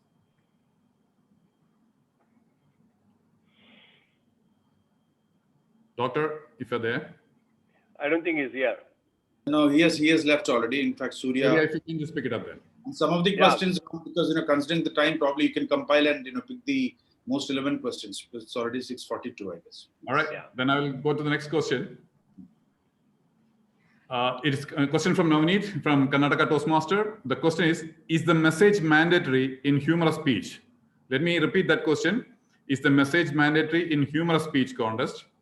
And this the same question is asked by Chandrasekhar Dude also. He's saying that during some earlier trainings, trainers mentioned that the message is not required, but N should be with a punch and should leave the audience laughing. Okay. I will answer this question on behalf of Dr. Makhlouf. There is no mandatory requirement that a humorous speech should have a message, but it should be structured around a central theme. It cannot be a series of one-liners. There should be a proper structure, and there should be some kind of a general overall theme of the speech. It is not, Dr. Makhlouf clearly mentioned, it is not a stand-up comedy, but there is no requirement to leave the audience with the specific message one way or the other. Thank you, Surya. Now, question from Toastmaster Shogun, KK. Is there any particular clauses for online contest? Rulebook content specificity. Repeat. Is there any particular clauses for online contest in the rulebook? We will be sharing the detailed rule book and the document that has been put out by Toastmasters International specific to online contest. Last year, we had prepared a detailed document relating to that, incorporating all the things that have been stipulated with Toastmasters International. We'll be repeating that. We'll be sharing the details with everybody very soon. Thank you, Surya. By the way, if you can just tilt your camera a little bit down so you can see your face. Yeah. Another question. It is from Saitya Reddy. Can we sit and give the evaluation in a virtual contest? That's not an issue.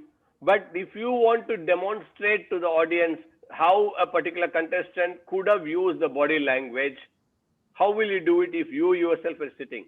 So you may be able to simply say, but not demonstrate. So it will constrain you if you simply sit down and deliver the evaluation, but the rule book doesn't prohibit. Some of the judges may mark you down for not using your own hands, your body to put that into effective use. Thank you, Surya. One more question. If the judge is using a digital ballot, can he take screenshot of the same and send it to chief judge through WhatsApp?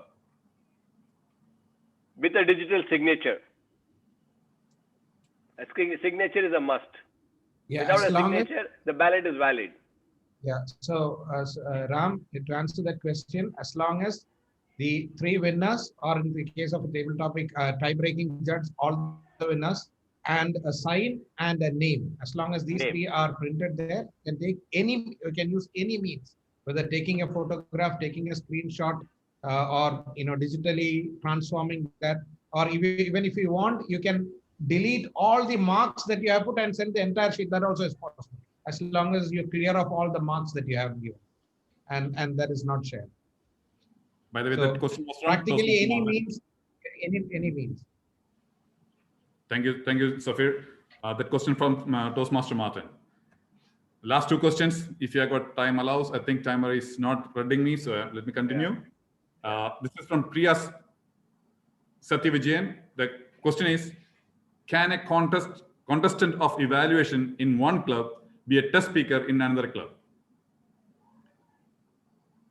Can a contestant of an evaluation in one club be a test speaker in another club? Absolutely, no problem with that. Perfect, beautiful. No, club level, there is no restriction at all. The Toastmaster International is fairly lenient with respect to the club level contest. That doesn't mean that we can do whatever we want. We have to ask the ethical question, is it okay? But in this particular case, there is no ethical dilemma. You can do that. Very good. All right. And Toastmaster Nagina DTM is asking his question, what is the difference between total and weighted average? This question came out when you were showing the results of our own evaluations, Surya.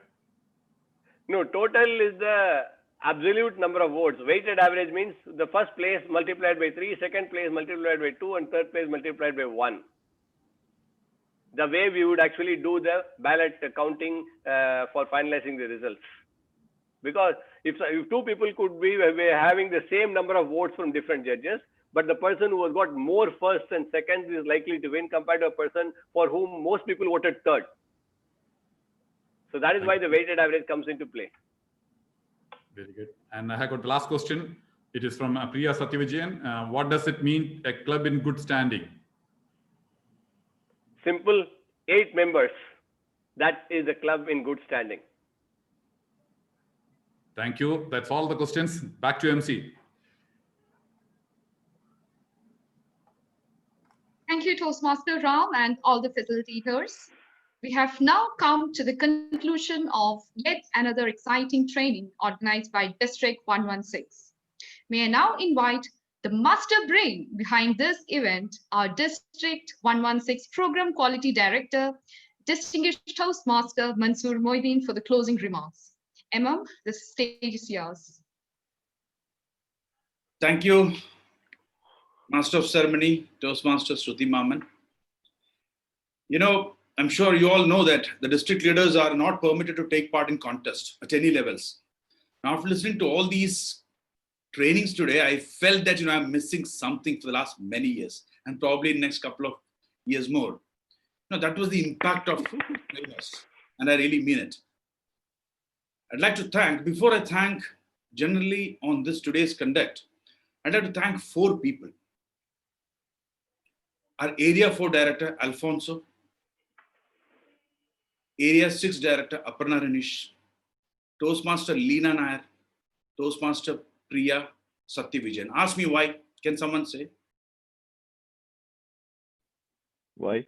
Ask more questions. They ask more questions. No, it's not about For the that. highest number of No, they had their video on right from the beginning till now, watching everything, listening to everyone. And most of us, including DD, PQD, our district judges manager, admin manager, TMOD, and everyone disappeared in between. We're all there, by the way. But I really, really appreciate, because you showed that you are very serious in attending a training that was longer than 2 hours. Now, to my duty, to continue with my duty, I'd like to thank everyone who participated today. We had about 203 attendees at one point, and I'm thankful that we have only 107, so that my effort for thanking every 272 people has reduced to almost half. And I'd like to pick these names. Few facilitators today who spent a lot of time. All the facilitators, of course, but we had 3 facilitators from outside our district. DTM Safir Aziz, in fact 4 of them. DTM Sampat Sauri Rajan, DTM Mohammad Makhlouf, Dr. Mohammad Makhlouf, and DTM Devlal. And we also had our facilitators and other speakers from our district, Toastmaster DTM Surya Narayanan, to be a DTM Ravi Shankar, our Toastmaster of the day, Shruti Maman, timer Atul Haridas, Q&A host and the IT manager, Toastmaster Ramohan Nair. Did I miss anyone who were part of this event today? Did I miss anyone, Safir? Grace Moran for the PR work. Absolutely. DTM Grace Moran for the PR work and everyone who have been there right from the beginning till now, attending this workshop by showing that, you are very, very serious about knowing what judging is and how you can add value to your Toastmasters membership by actively participating. I'd like to pick a couple of words that our DD spoke. It's not about just attending the workshop, but offer yourself, your services as a judge. Because last many years we've had this issue. We had a set of about 30 to 40 judges and 15 chief judges. You go to any club, area, division, and district, even other districts also in the last year, they were asked to take part in the judging. Because not many people who have been trained, who have been educated on the judging aspects, never came forward. And I think it was Surya who mentioned the importance of being a judge. You get to learn so many things when you take up this role. So don't lose this opportunity. Please ensure that you support a district, support your club, support your area, support your division and district, and be there in the judging panel. Now, I was sending these messages to all the WhatsApp group mentioning that, it's a give and take. Your club will need judges. Now, I think some of the clubs have not had any representation in today's workshop. Now, how can you expect other judges to come and serve you if you don't have anything to give back? Of course, they are not here, so there's no point in mentioning. But if there is an opportunity created by the divisions for any workshop in the coming days, of course, we'll have one more in the month of January or February. Make sure that you refresh your information and education and training that you had today during that session. We'll also have one for the chief judges in the very near future because the club contests are beginning. I'd like to once again thank everyone, each one of you, including the role players, facilitators, leaders, people who supported in conducting this event in the best possible way. 202 attendees is not something very small, especially for a judging workshop. I only wish that we had an in-person training so that people don't leave in between. We could have had few surgery arms at the door, like tall men like Ram Mohan, so that people don't leave the hall and attend the entire session. It's not just to make them sit for the whole session, but to learn from every aspect. Now, many of them missed the judging rules, the evaluation, and the table topics. And of course, the quiz conducted by Surya. So thank you once again, and thank you so much, my dear friend Surya, who is also my guide and mentor, who has conducted and who's planned everything in so much of detail. Thank you so much, and good night. With this, I declare that today's workshop is officially closed. Now, if Ram permits, the chat box is on. If you can still sit and chat for some time. Alfonso, thank you so much once again. I've identified, I've been looking at these 4 people. They've been there throughout. Of course, I missed the 4 speakers. Go for a photograph. I missed the 4 speakers also, test speakers. Thank you so much. Go for a photograph.